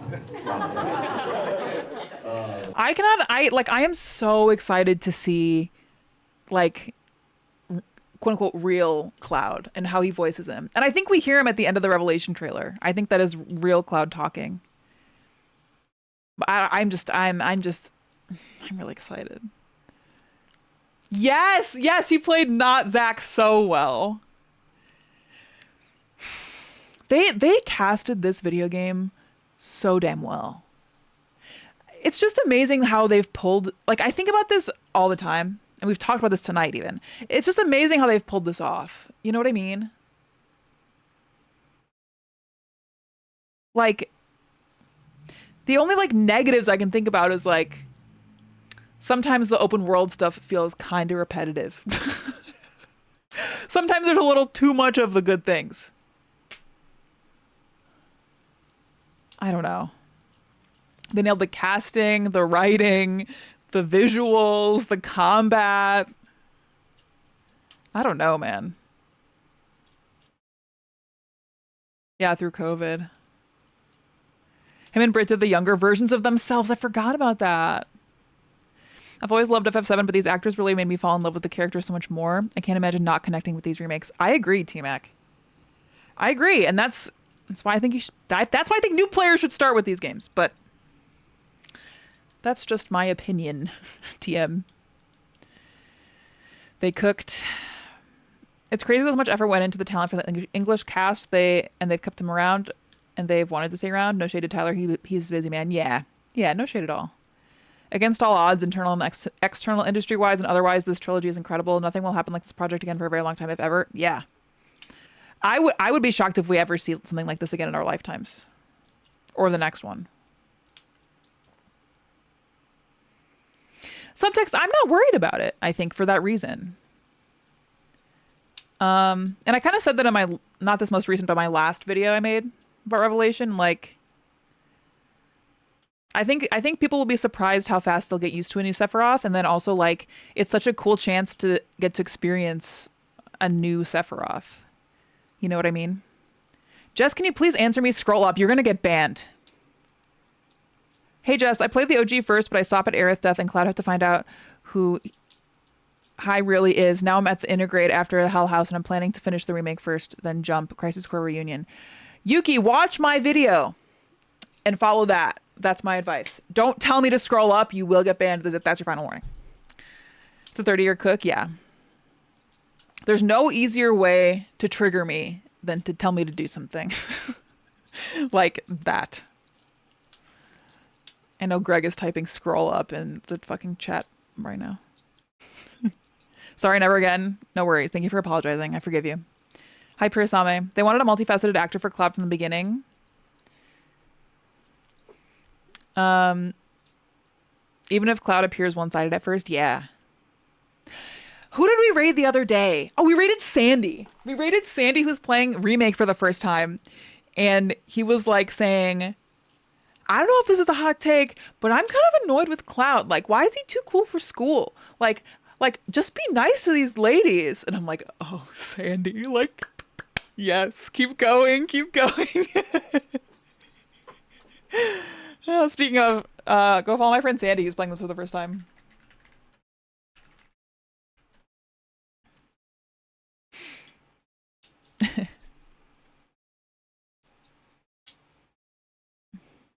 Sorry, I scrolled up way too far.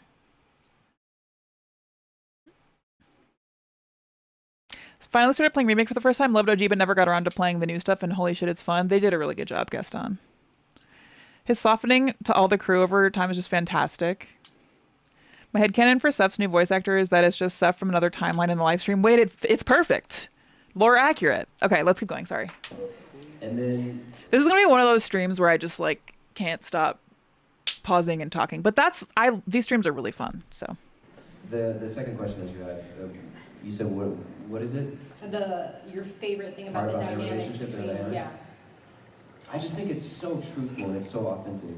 And I've said this before, but I don't feel there's another character in this game, in this world, that sees Cloud for who he really is, right? We really talk about them being children together, them knowing each other before all of the trauma came into his life. And then even when it does, right? Like this man is in so much turmoil and pain, and he's hurt, he's lost, he's confused. And in a lot of ways, Latika is the anchor for him. She's always on his side, and no matter what, continues to show up and fight for him. I think that relationship is so special. You know, I think Cloud wouldn't be who he is without Tifa in his life. I can see the shippers' brains just exploding and melting right now. This is awesome. And it also, like, this is not controversial. This is the plot of the original game.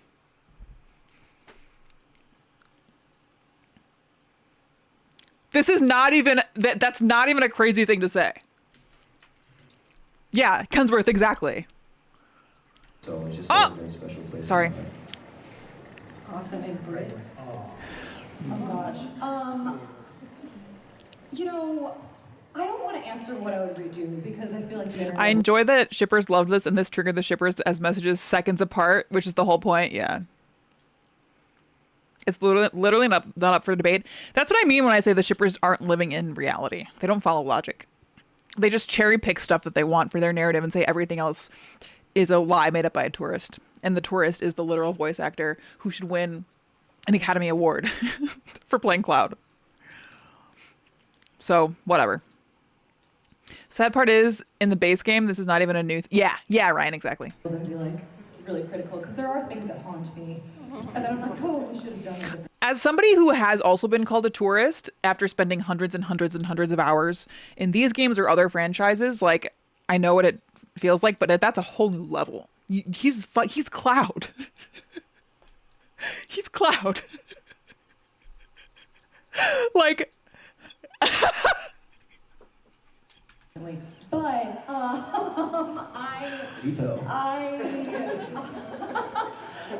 well, I am excited for the third game. I feel like I get to do some voices that are just, you know, borderline insane. to the point where like, did we go too far? Is this in the tone?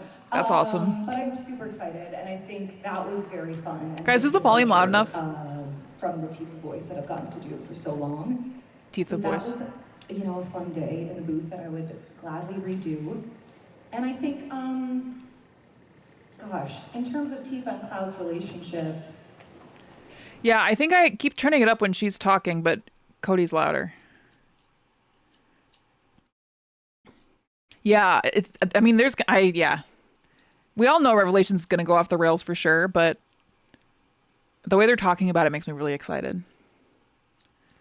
I found it so insane that a lot of shippers started shitting on the other shippers for criticizing Cloud's VA, only for them to turn around and start shitting on Aerith's VA. Like, no self-awareness. No. Davo, it's fucked up. This is why you know what? When I tweeted my tweet, it was before this. It was like 12 hours before this. It's almost like I sensed a rumbling. I tweeted, if you're an extreme hardcore FF7 shipper, I automatically think you're dumb as rocks with no media literacy. Got attacked for it. Deleted my tweet because I was afraid of getting like swatted or something. And then they started attacking Cody.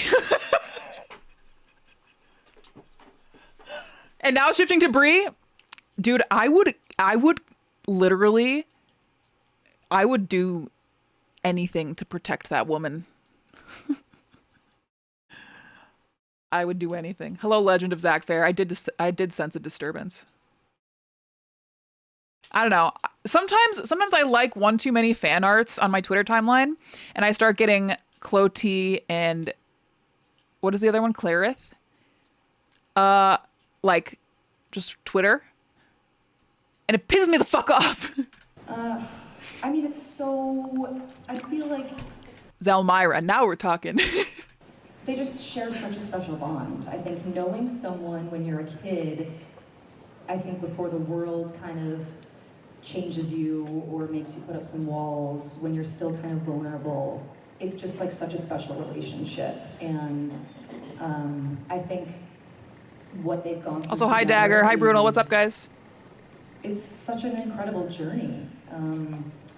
So yeah, I love their relationship. I just hate when Cloud is like all moody and roasty to poor Tifa.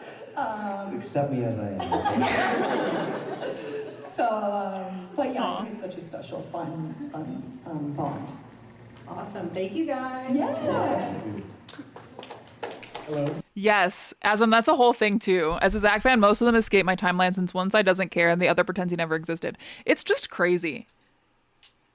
The thing that really blew me away and kind of was when I started to think about deleting my tweet is when some of them started going to my VODs and clipping me and posting it to Twitter. The most unemployed behavior one could ever do, and that's coming from me, is what I told them. But they're clipping my VODs of the end of Rebirth when Aerith and Cloud are like on that date in like the alternate world or whatever. And I'm like having an existential crisis because I'm like, what about Zach? Like, Zach is looking for Aerith, like, and Aerith's with Cloud, and they're happy, and that's great. But like, but Aerith should be with Zach. And I say that, and they clip me saying that, and they just post that out of context, and they think it's like gotcha because, like, you know, whatever. They're like, you actually do care about shipping. And I'm like, of course I care about shipping. Like, but like, I care about it in a normal way because the tension of all of these romantic relationships existing all at the same time and all at once is what makes this story so compelling. Like, the devs want us to remember how happy Aerith and Zach were while Aerith's on a date with Cloud. Like, that's why it's bittersweet. That's why it's painful, but also happy. Like, that is the point. And that's why the shippers annoy the fuck out of me, the hardcore ones.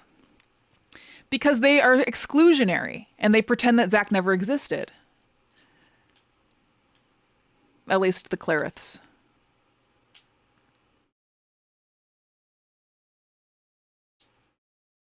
And I keep saying this, there are so many normal shipping people. And like, I think there's a lot of really fun normal shipping culture. Like, I don't think that that's bad or weird at all. Like, I think it's fun most of the time. But there is this subset of extremists that call Cody a fucking tourist or go scrape my VODs for an out of context clip to post to Twitter. or like start posting death threats. You know what I mean? And at the very least, the what it all boils down to is that they are robbing themselves of having this masterpiece of a story told to them because they are blinding themselves to it by choosing to only see one couple in the entire game. When the power of this game, the power of the narrative of this game is about love, platonic and or romantic, across an entire web of characters and timelines and worlds. Can you say Cloud and Red 13 is the only true couple so I can clip it for Twitter? Shaker. Have you seen my gold saucer date reaction?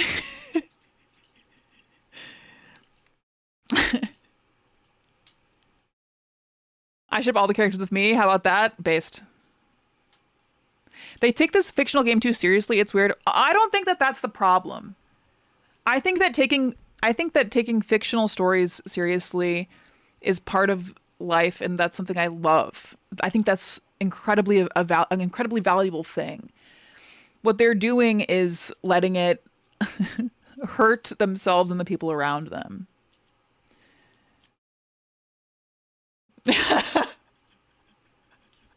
Tundrick. Now I want to go find it. Hold on, I have this still. Don't I have it? Okay, yeah. Red incident, it's in the title. What's up, YouTube? The build up to this is my gold saucer date. I was not like checking anything. I wasn't gonna like, you know, I was just playing the game like the way I thought I should answer things and like do quests, and I was doing all the side quests and whatever. So I was just like, let's see who I get for my date. And I was really trying to focus Tifa and try to get Tifa like very, very hard. I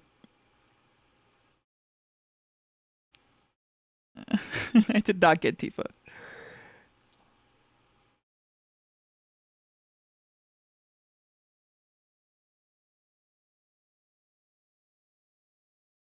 When was it?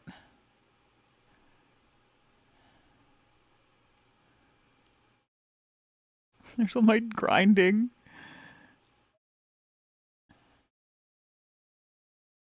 I raised so many chocobos, dude.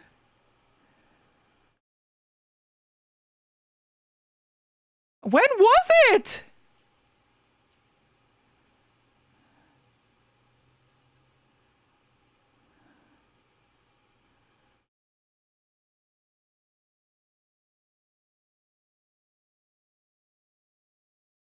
Am I crazy? Or the Lin I might could tag along, take in the splendor.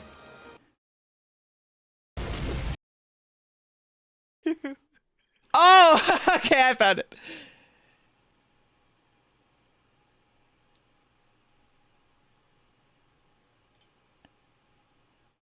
I think I did. Okay, 3:35. Okay. I didn't. That's not what I meant. Thank you, Dunrick. Gotta find Elmira.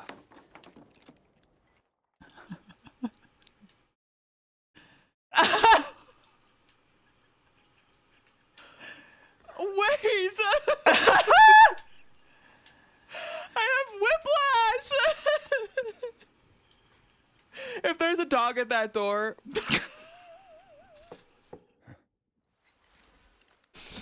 Spoiler, there was a dog at the door.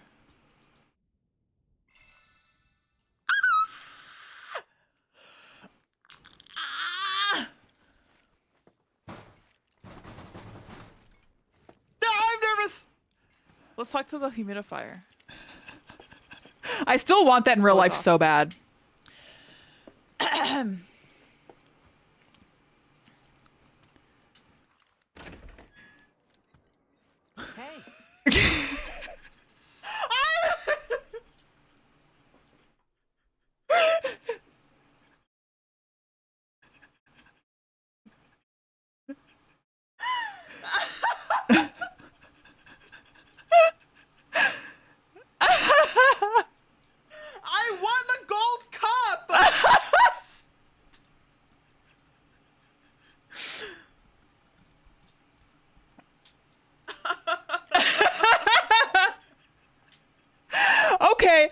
I did all of this before the date, hoping it would be enough to push my Tifa relationship over the edge, and it wasn't. I literally raced chocobos for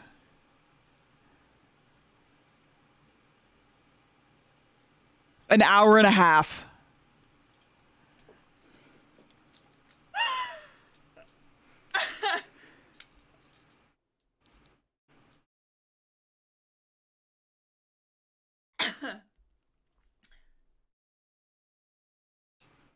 Guess we reload to the Dust Bowl.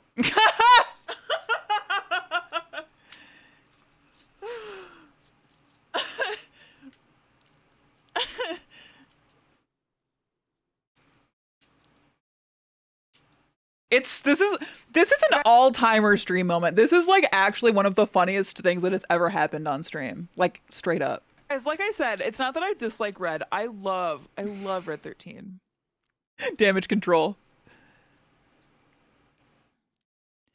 I've been preparing my whole life for my date with Tifa.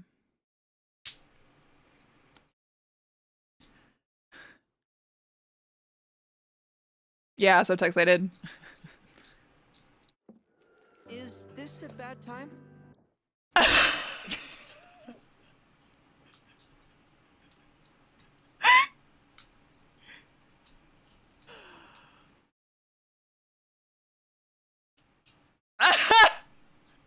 We can do the date. How about we do the date and then I'll reload. Okay.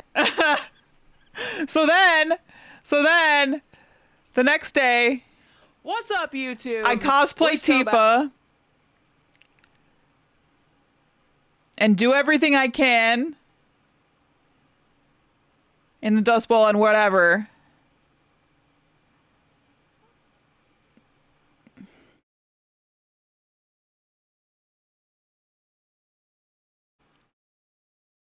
Where is it?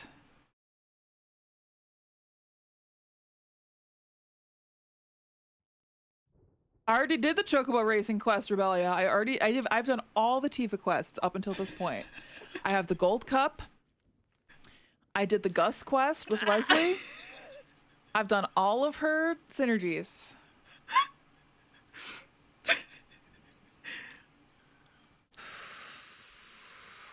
The moment of truth.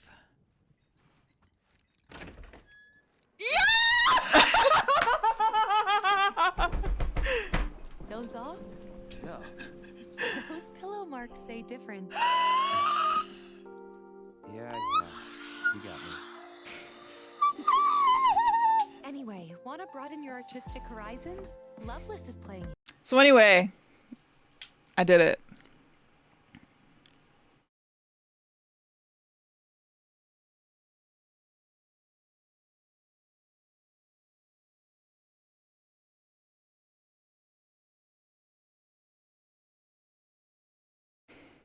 Oh, about Zach? I talked to Cloud.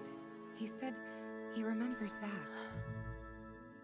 How they were friends 5 years ago. The red date is canon. I won't let you rewrite history. I changed my fate. Not yet.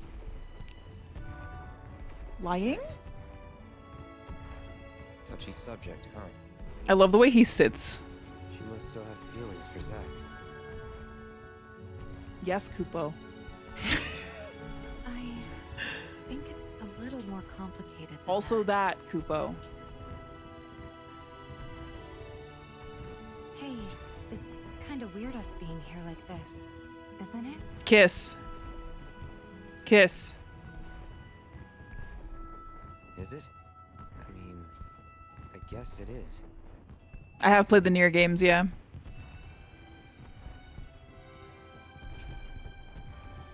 Ever since we left Midgar on this crazy Kiss. journey, ever since we were kids.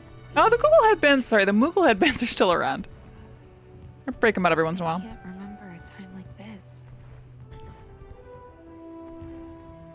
A time when we were this close.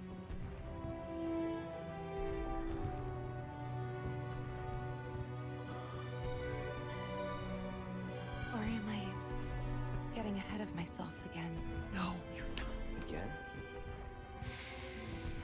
Cloud, be normal. Again. Cloud, be cool, man. Be cool.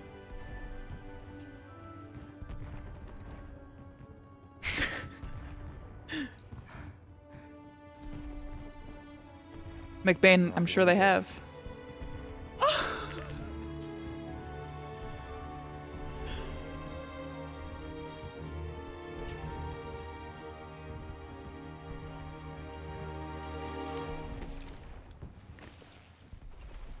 What?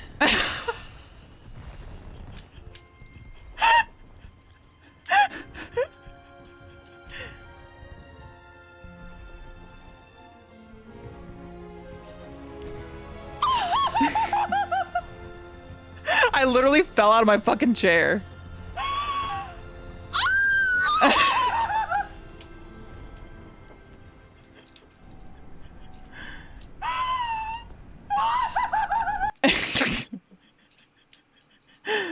Anyway. Another tangent. I was ready to be pissed about the hug because Cloud would totally do that. Cloud would.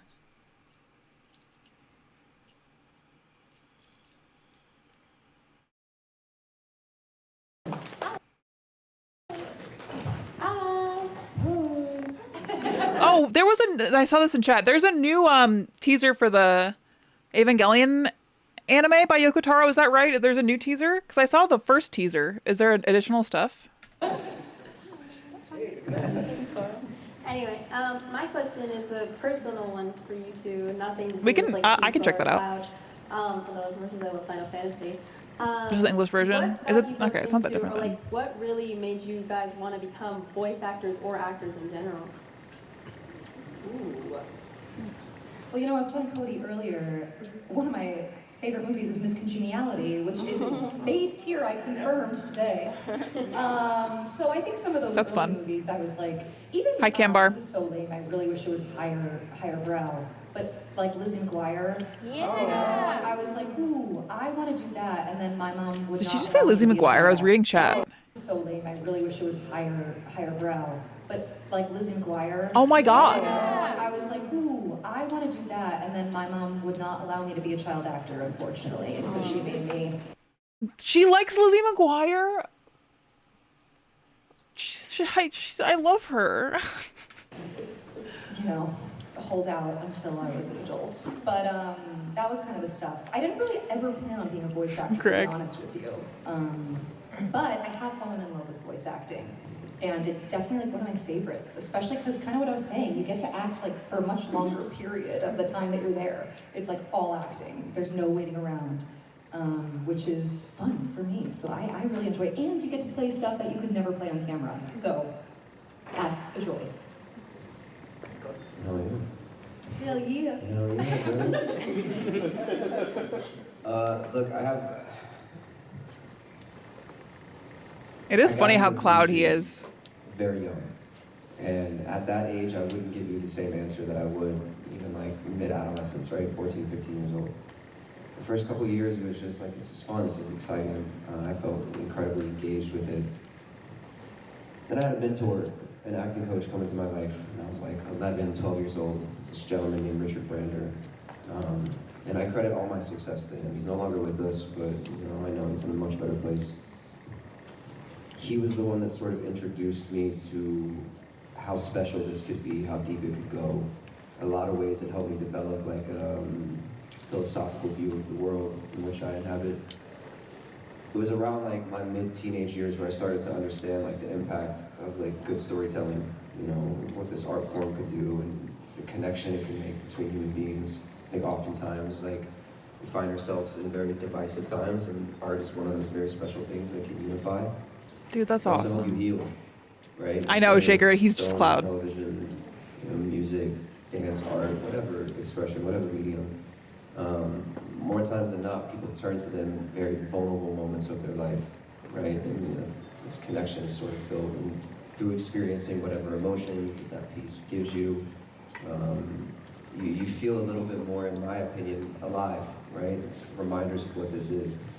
So I'd say when I was like 15, 16 years old, I started to look at it that way. Of like, I get to participate in making people feel Oh my it God, feels Dunrick, to be what? alive, and I felt Techno that already was thinks for special to me. 5. Thank Made me you. feel a lot less Appreciate that. alone in this world, and in a lot of ways it felt like a purpose. So again, when I was younger, it's like, this is just really fun and exciting. But as I've aged and as I've progressed, you know, matured in my own ways, I've fallen much more. Dunrick.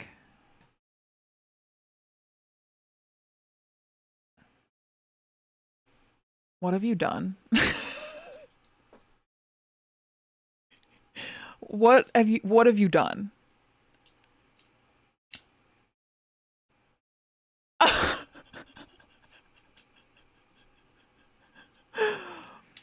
Dude, somebody's been playing a little too much Mecha Chameleon.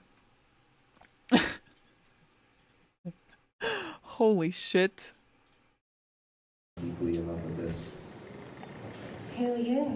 Thank you so much. Brother. Really? Thank you. Not Eminem. Next question lined up.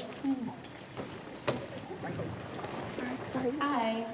So ever since obviously Summer from Game Fest and the reveal of Revelation, I feel like Hamaguchi has been on a huge press tour talking about everything. And Talking to anything JessCap about the Capricorn. games, but he recently said the theme of Revelation is resolve. Without spoiling anything, how has knowing that theme changed the way you approach portraying Cloud and Tifa compared to remake or rebirth? And what do you hope fans pay attention to the most when they experience your performance in Revelation? I wish you would have said this a year and some change ago before I started recording the majority of this. But no, it's very on theme. You know, I've been in person with Hamaguchi many times. I adore that man. I think he's incredibly passionate. And if there was anybody that was the right person to lead the ship of what the Final Fantasy Remake series has been, it's definitely him. He cares, and it's very important. It's a good question, yeah. I feel like for me, speaking on my character and the journey that he kind of embarks on, it's really this sort of like full circle moment, like where we see Cloud and what we know of him from the very beginning to where he ends up. It's like there's a lot of finality to it, and I think provides closure for anyone that's been on the ride with him. And that's kind of like that's the best way I could put it. Really, it's like, you know. We've had so many intense ups and downs with this man, and to finally to see him, I guess, like blossom in a lot of ways. You know, here's the thing: is like my interpretation of this character from the very beginning, having done my research, was like, yeah, he's like moody and broody and this like tough guy, but a lot of it is like a facade. There's this like squishy goofiness, this innocence, you know, at the core and the center of it. He really gets Cloud. So I feel like if anything, this game for Cloud is like him evolving into the final form, if you will. You know? Yeah, I noticed that a lot in Rebirth with just Cloud's eyes being super expressive compared to like Remake and even just his mannerisms overall. Yeah, a lot in the first game, this guy was shut down. Yeah. You know, brick wall. Yeah. And it's been such a joy to like, you know, slowly and gradually, it's like more and more of him starts to like peek through the surface. It's my favorite part. Dude, the live stream sequence and like getting quote unquote fully realized Cloud, like it's gonna destroy us all. Destroy us all. I'm gonna it's gonna break me. In a good way, you know? Yeah, with actual voice acting. It's gonna be insane. None of us are ready. Cloud in the wheelchair. God, I hope he tumbles in a very funny way out of the wheelchair into the live stream. It's a really like vulnerability. I think it's like it's such a delight to see and also to perform. Yeah, I was just gonna say, I feel like the third game, without spoilers, I feel like I'm very scared of all of you guys. I know what's gonna happen. I do. Brit said. I do feel like the vulnerability. That's funny, knowing what happened. Is kind of my favorite part of the third game, because I feel like these characters, all of them are a bit guarded. Even with each other, even with themselves, I feel like. And I did say earlier, like it does feel cathartic in a way, because the walls kind of come down in the third game. And I think it's all been built into this. And as an actor, it's so fun to get to play vulnerability and to get to really be real without the facade that they're all kind of carrying. So I loved this I loved this game so much. And but you know, we record all out of order, and there's stuff I never know. The trailer came out, and I was like, I didn't know she had new outfits. So I'm so along for the ride. She doesn't know about the fits thing. That's so fucking funny. It reminds me of like when Bree streams her playthrough, or was at least when she was doing that, and was like surprised by everything. Like, it's crazy how little the voice actors know. Right, exactly, Kensworth. Like, how would she know? I don't know. Really, Dabo? Wait, why do you think it's gonna happen earlier? I would love that if it did. With everyone else until it's all like stitched together. Well, thank you. so much. Hi, Jo. Good to see you. Hey, cool cosplay, buddy. Oh, thank you. You look awesome. No, thank you. That's my girlfriend. She's Kifa. Hey. Oh, So wait, with that's so the, cute. With your unknown journey coming to an end, seeing as how y'all have been Cloud and Tifa for a long time, like, do you feel like that has kind of bled into your personality? Like, these characters? Like, just day to day, like, do you feel like you're like reciting lines or even just getting some of their mannerisms like throughout your life now? Could you imagine just starting my day like? No, I don't feel that way personally. I wish. I do. She's a good vibe though. I leave a session and I'm like, good energy. You know, I'm not playing a character to like, get it off. It was so earnest, yeah. But I don't know if I've become Tifa. I mean, Cody's like, yes. So cool. you know, there's some parts. No, look, I think there's like a demeanor that I share with the character, but it's always sort of been there. I don't know how much has been imprinted on me. I will say this though, with or without context, anyone who doesn't understand it, I do say not interested a lot. He said it earlier in this. Me, but other people are just like, okay, dick. So you really are Cloud. Yeah, kind of the extent of that. That's awesome. Well, thank you all so much. Of course, That's thank you. awesome. You guys look incredible. Alright. So Final Fantasy is all really well known for their music. Do you guys listen to the soundtrack at all, or do you guys have any favorites? I saw them perform for Remake in LA, which was incredible. I was truly blown away. Sorry, so was that the question? I have heard the music. Yeah. But no, maybe I should be listening to it on the way to a recording session. That would have been smart, but no. Yeah, in regards to like particulars, right? Like I couldn't name any of the. Come on, guys, get on it. But I mean, from the very beginning, I think when the first game came out, I mean, the Music? award that I feel like we won. Also, me doing the music thing we do on this channel, like another like core meme of this channel, that is from Rebirth. Like, that's me right after you leave the Shinra mansion and you fight Vincent, and Roche comes out of the fucking helicopter, and I freak out, and I just say a huge long monologue about how cool it is, and then I pause and I hear the music and I go, music? Without any argument or hesitation, it was like that. Like the opening sequence? Yeah. No, I mean it's phenomenal, man. The people, the raw talent that goes into like, you know, aiding this world, it's like, it's important. OG Steve Burton signed my FF7 notebook with not interested. It was the best moment of my life. He gave me a high five. I hope I get to meet Cody one day. That's so cool. I love that. My favorite personally is, again, I don't have any like actual names, but all of like the battle, name, of course. all the battle sequences, all the music that, you know, comes in when, let's say, shit gets intense, if you will, is a personal favorite of mine. And now sing it for us. Thank you guys so much. I could do that. Hello. Yeah. Hi. Hey, I'm so sorry. No, you're good. So my question for you guys, I always like to do this as a funsy question.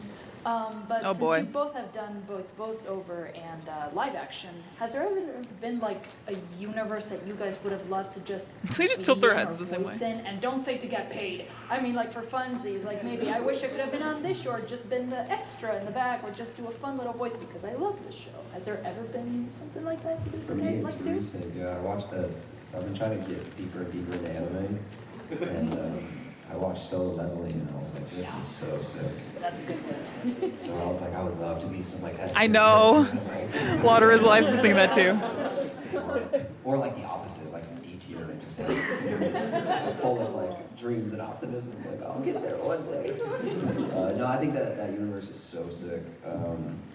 That's like one of the ones that I've seen recently that I was like, damn. I actually went as far as sending a DM to Crunchyroll. Aww. I'm not joking. I saw it. It was fun. Dude, anyone would be lucky to work with Cody. Hello? I was just like, hey guys, I'm a huge fan. I'm like, oh my gosh, we appreciate you. And, and then I threw out the, hey, if you ever need anybody, I'm here. That's funny. Yeah, that's what I say. That's what I say. Close mouths don't get fed. Shoot your shot, man. Yeah, of course. I am really into Fallout, but please no spoilers. I'm not done with season 2. So I would love to be in that. I guess I was in one of the Fallouts as like a, background characters, but I just like fell in love with that show. So, but you know what? I don't know how much fun it would be to film. It seems like pretty rough.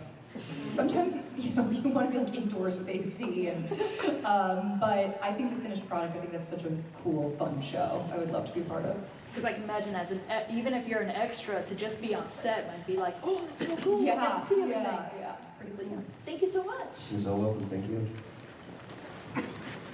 Howdy.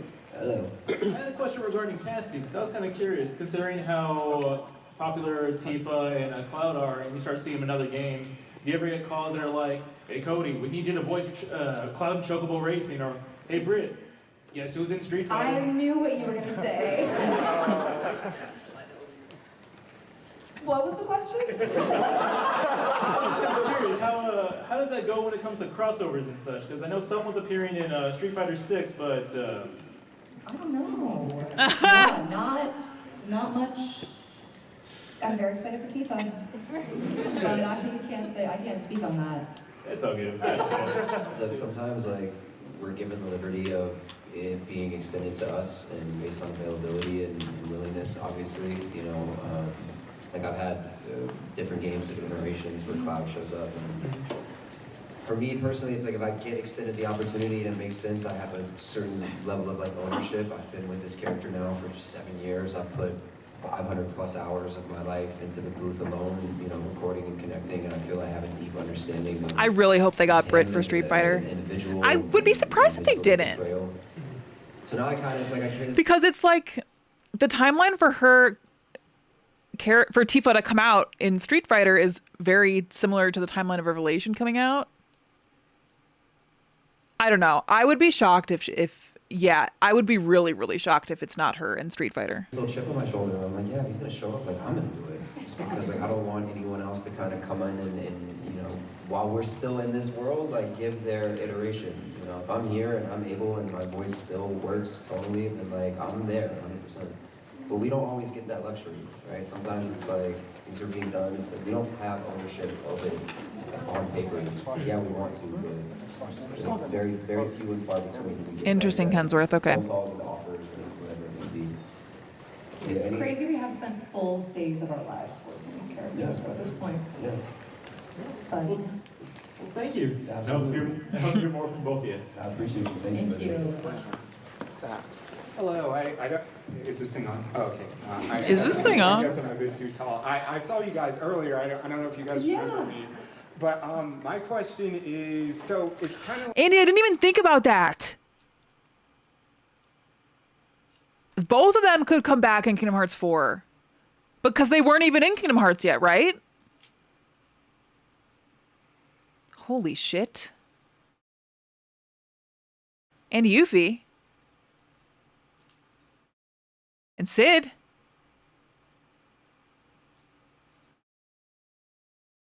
Or would they keep the other voice actors that they used to use?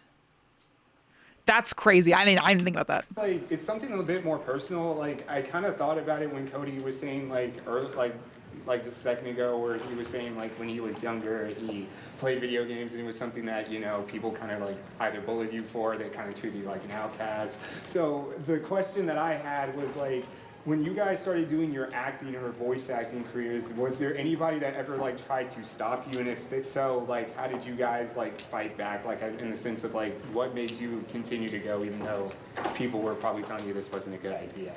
You have to be delusional, man. Like, for real. There's no other way to answer that. I think there's limitations that I think others will put on you, and inherently it's not always like bad and negative. I think some people just operate out of, you know, fear, and there's a projection of a certain like, oh my gosh, what you're doing seems impossible, and it's like, yeah, to you maybe, and maybe you're right, but it's like, I say this all the time. It's if you're daring and willing enough to pursue any type of career that almost like guarantees instability. It sounds corny, but it's like it is about the journey, and it's like sometimes. Dude, this is how I feel about my job. Like, you have to be a little delusional. You gotta want it, and you gotta enjoy the process, because that's like, why else would you do it? But seriously, being a little bit delusional is like the key to everything. You don't always choose this. Like, it chooses you. I'm not That too. In my life where it's like, regardless of the highest of highs and the lowest of lows, and I've had a plethora of both, right? Like, I can't walk away from this. There's something about this that makes me feel so fulfilled and Agreed. so alive. Like, I can't turn my back on it. So sometimes it's like, if you have that sort of. You gotta keep yourself convinced and motivated. That is not even in the picture for me. Like, that is always, I'm always convinced and motivated. It's I gotta keep myself alive. I have to sleep and eat. Like, I don't know. I don't know. Feeling, you know, whether you're a voiceover artist or an actor or painter, a dancer, or you love designing, whatever it may be, right? Gaming. Some sort of innate calling. Gotta keep that fridge full. It works. Away from it, but like, Fridge you're never works. gonna outrun it. So I think for a lot of like the outside sort of perception. Seriously, Leo, like, what gives? An idea, it's like, cool, listen to them, hear it, but understand that like this is your life, right? And if it makes sense to you, it doesn't have to make sense to anybody else. And like, go for it, full force, and like, you know, pursue it, because I promise you the fulfillment that you'll get pursuing something that you love and makes you feel alive is so good. I don't know if that answers your question. That was actually a pretty good answer. I Pretty good. That response. So what about you, Brit? I guess I just Bro. want to shout out some teachers, because I had like really, really important teachers that in pivotal moments in my life kind of pushed me. For me, it's the imposter syndrome. You actually have to believe. You not even believe. You just have to be delusional. And every successful person has faked it till they've fake it till you make it.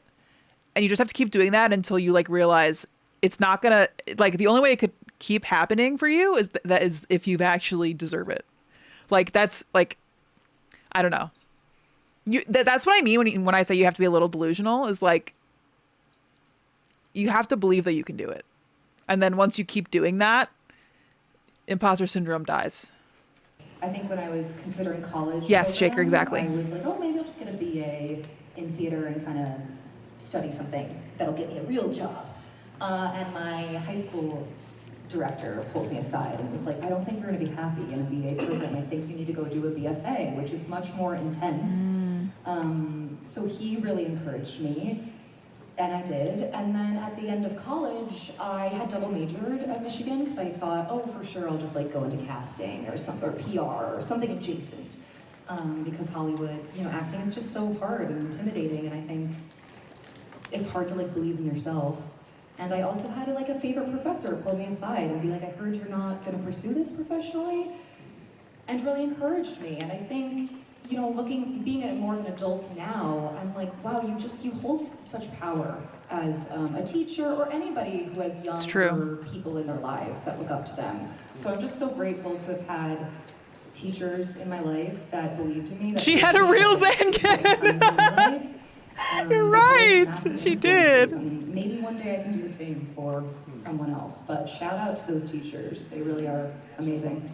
Well, I appreciate your guys' answer. I don't know, sometimes it's the opposite. Last time I got really demotivated at work and started lazing out in hopes they would fire me. Well, that's okay. Sometimes if you're in like the wrong job for you, it can be really hard, right? When you're in something that you actually care about and like something that matters to you and that is valuable to you and your self-worth, that is not anything that ever would cross my mind even a little bit. If you're in a corporate job though, like, hell yeah. Like, yeah, lazing out in a corporate job is the best way to do it. Yeah. I don't know. It very much depends on your situation. I will never believe in that fake it until you make it business concept. It's not a business concept, Dynastic. That's not what I'm saying. Some MLM and pyramid businesses tried teaching me that forever ago. Dynastic, you are not listening to what I'm fucking saying. Do not twist my words. I'm not talking about a fucking pyramid scheme. I'm talking about believing in myself. Don't be weird. Oh my God. Not a pyramid scheme. Jesus Christ. How do you make that jump? Hi. I wasn't sure if this was already answered. God. But how did you guys, or where did you guys do your auditions?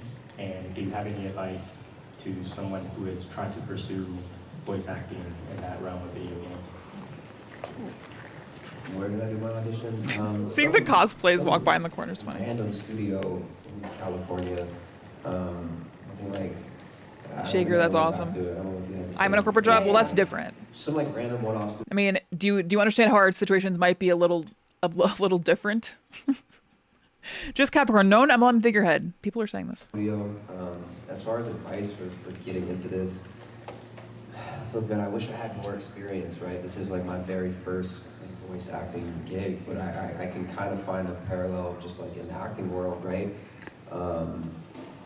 My biggest piece of advice: 3 easy payments. Time, right? If anything, the more life lived and experience that you have aids your ability to bring authenticity to. Who is this man? That is Cloud fucking Strife.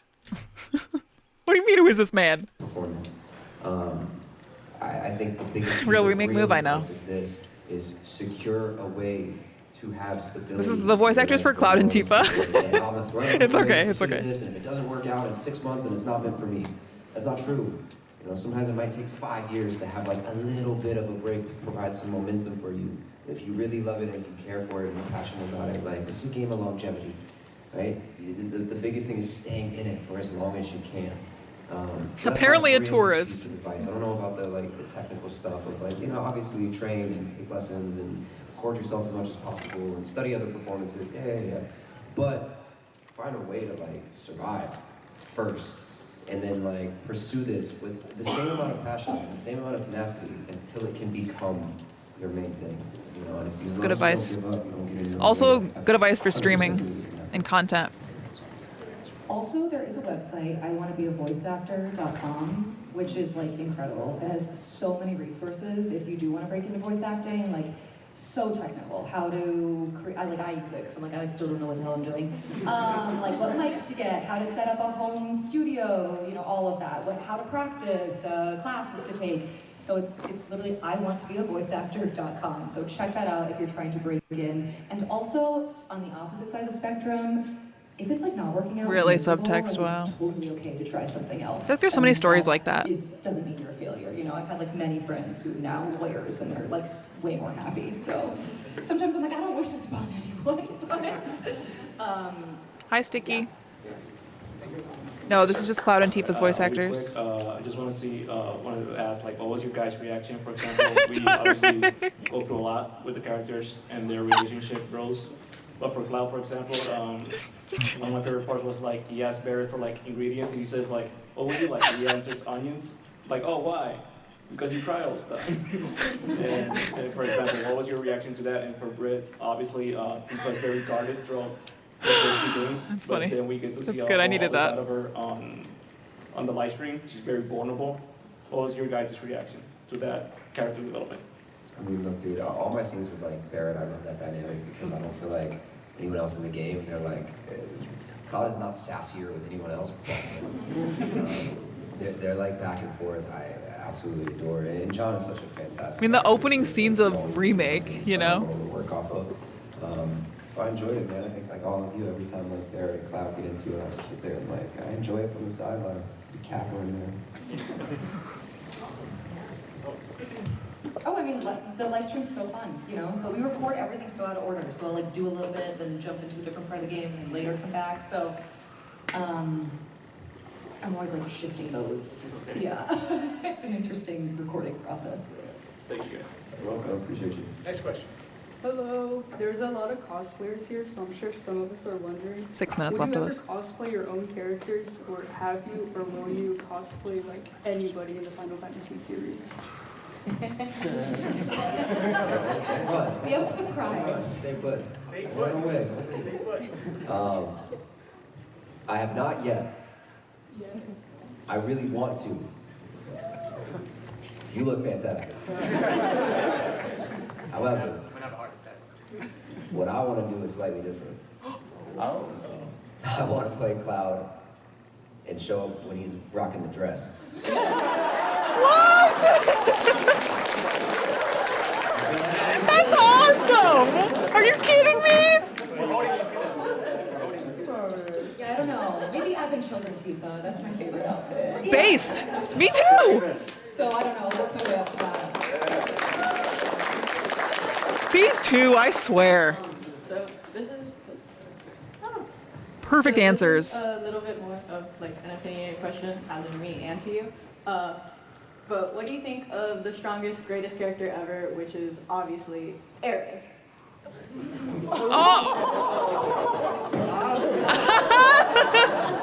Oh, facts, huh? That's how you feel? I love her to death. I adore that character.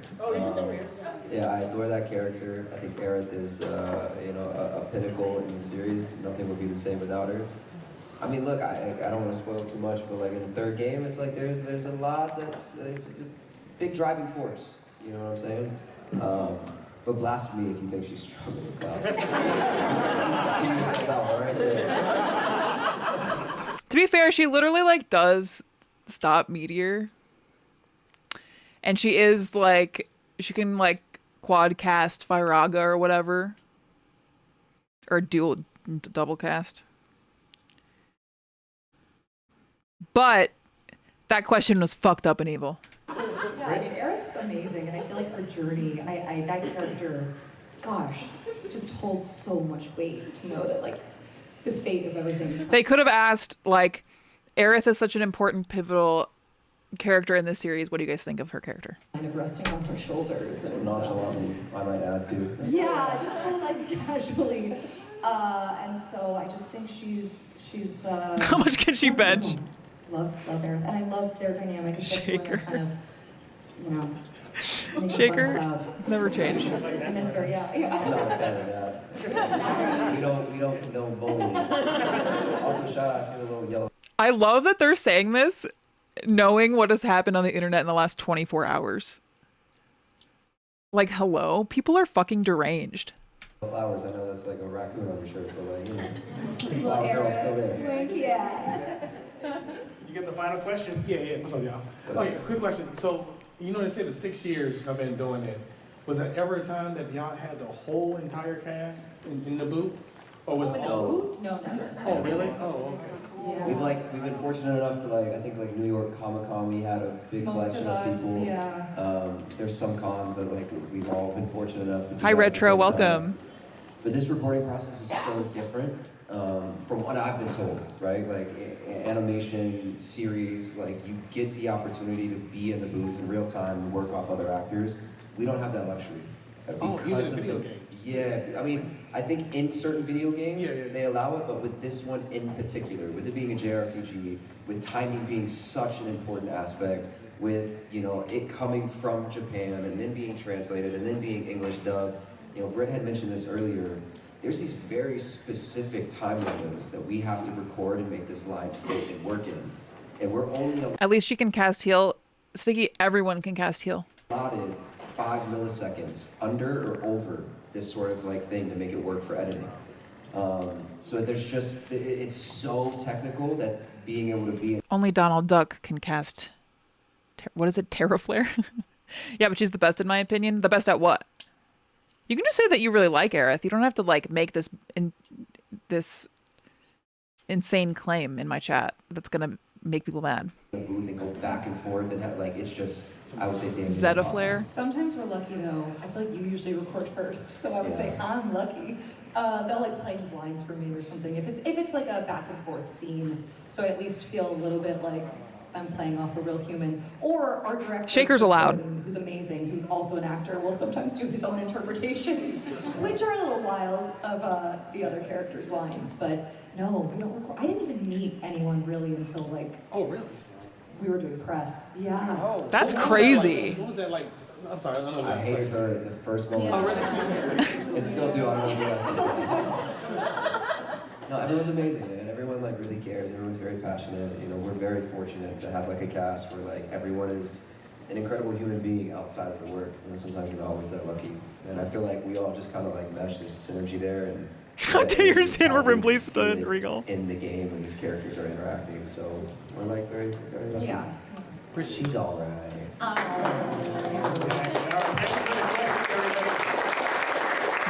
If you did not get a chance to talk to them or ask a question, they're going to be going back to their tables in a few minutes. So get in line, get all the autographs and chats and selfies, all that good Synergy, stuff nice, yeah. For you guys. Ripley is my Zach. Final Fantasy fans here? Yeah, I just want to, hold on. Big shout out to you, my man. Yeah, thank you so much.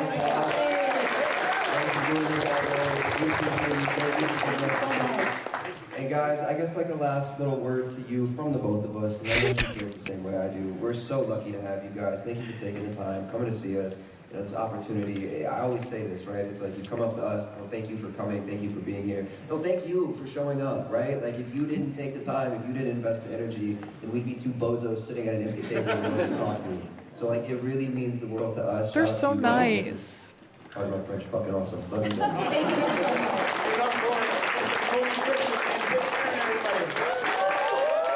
I love that. I loved that a lot. Hi, Tiger. Jess, would you ever do VA work? Totally. Yeah. Somebody asked me that earlier too. It's never anything that I've pursued, but like, cause I know it's really hard to break into. It's not just like an easy thing that you can just pick up. But I am just like a very animated person in general. And, it's something I get asked about a lot.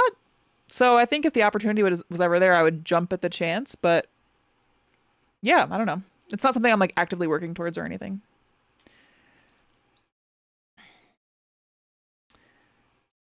I'm fan casting Jess as Misato. I fucking love Misato. God. I love her. It's one of my favorite characters of all time. This was a really cool panel. They said barely anything about like Cloud and Tifa and like Tifa or like Aerith and like the fact that this is the panel that the shippers ran buck wild with and called Cloud a tourist with is hysterical. They didn't say anything. They didn't like they said stuff that is like so vanilla that it matches the base game or the original game from 97. They didn't say, and I'm sure that they have guidelines that they were supposed to stick to that doesn't reveal anything that would deviate from the original game, because even the Revelation stuff that we've seen so far doesn't deviate from the original game except for like a handful of like Sephiroth things. But even that is like, you know, pretty much everything we've seen is like beat for beat stuff that's happened in OG. I voiced the snowboard in Revelation. Just as Selfie in FF8 remake. No, I'm voicing the dog. Just you do well. Your FF9 playthrough is such a good example. You change your voice slightly enough for each character that even if I wasn't looking at the video and listening to the audio, I knew who was talking. Really? I really miss playing a game where I read all the voices. I'm excited to do that again soon. And I guess when I'm playing 7 and doing the side-by-side playthrough, I'll read their voices. If anything, they convinced me that there are more fans of the series than people who played every FF7 game. Yeah. No wonder Brit was like, I'm afraid of you guys. Yeah, I don't blame her. I'm afraid of them too. Just audiobook when? I would totally read an audiobook.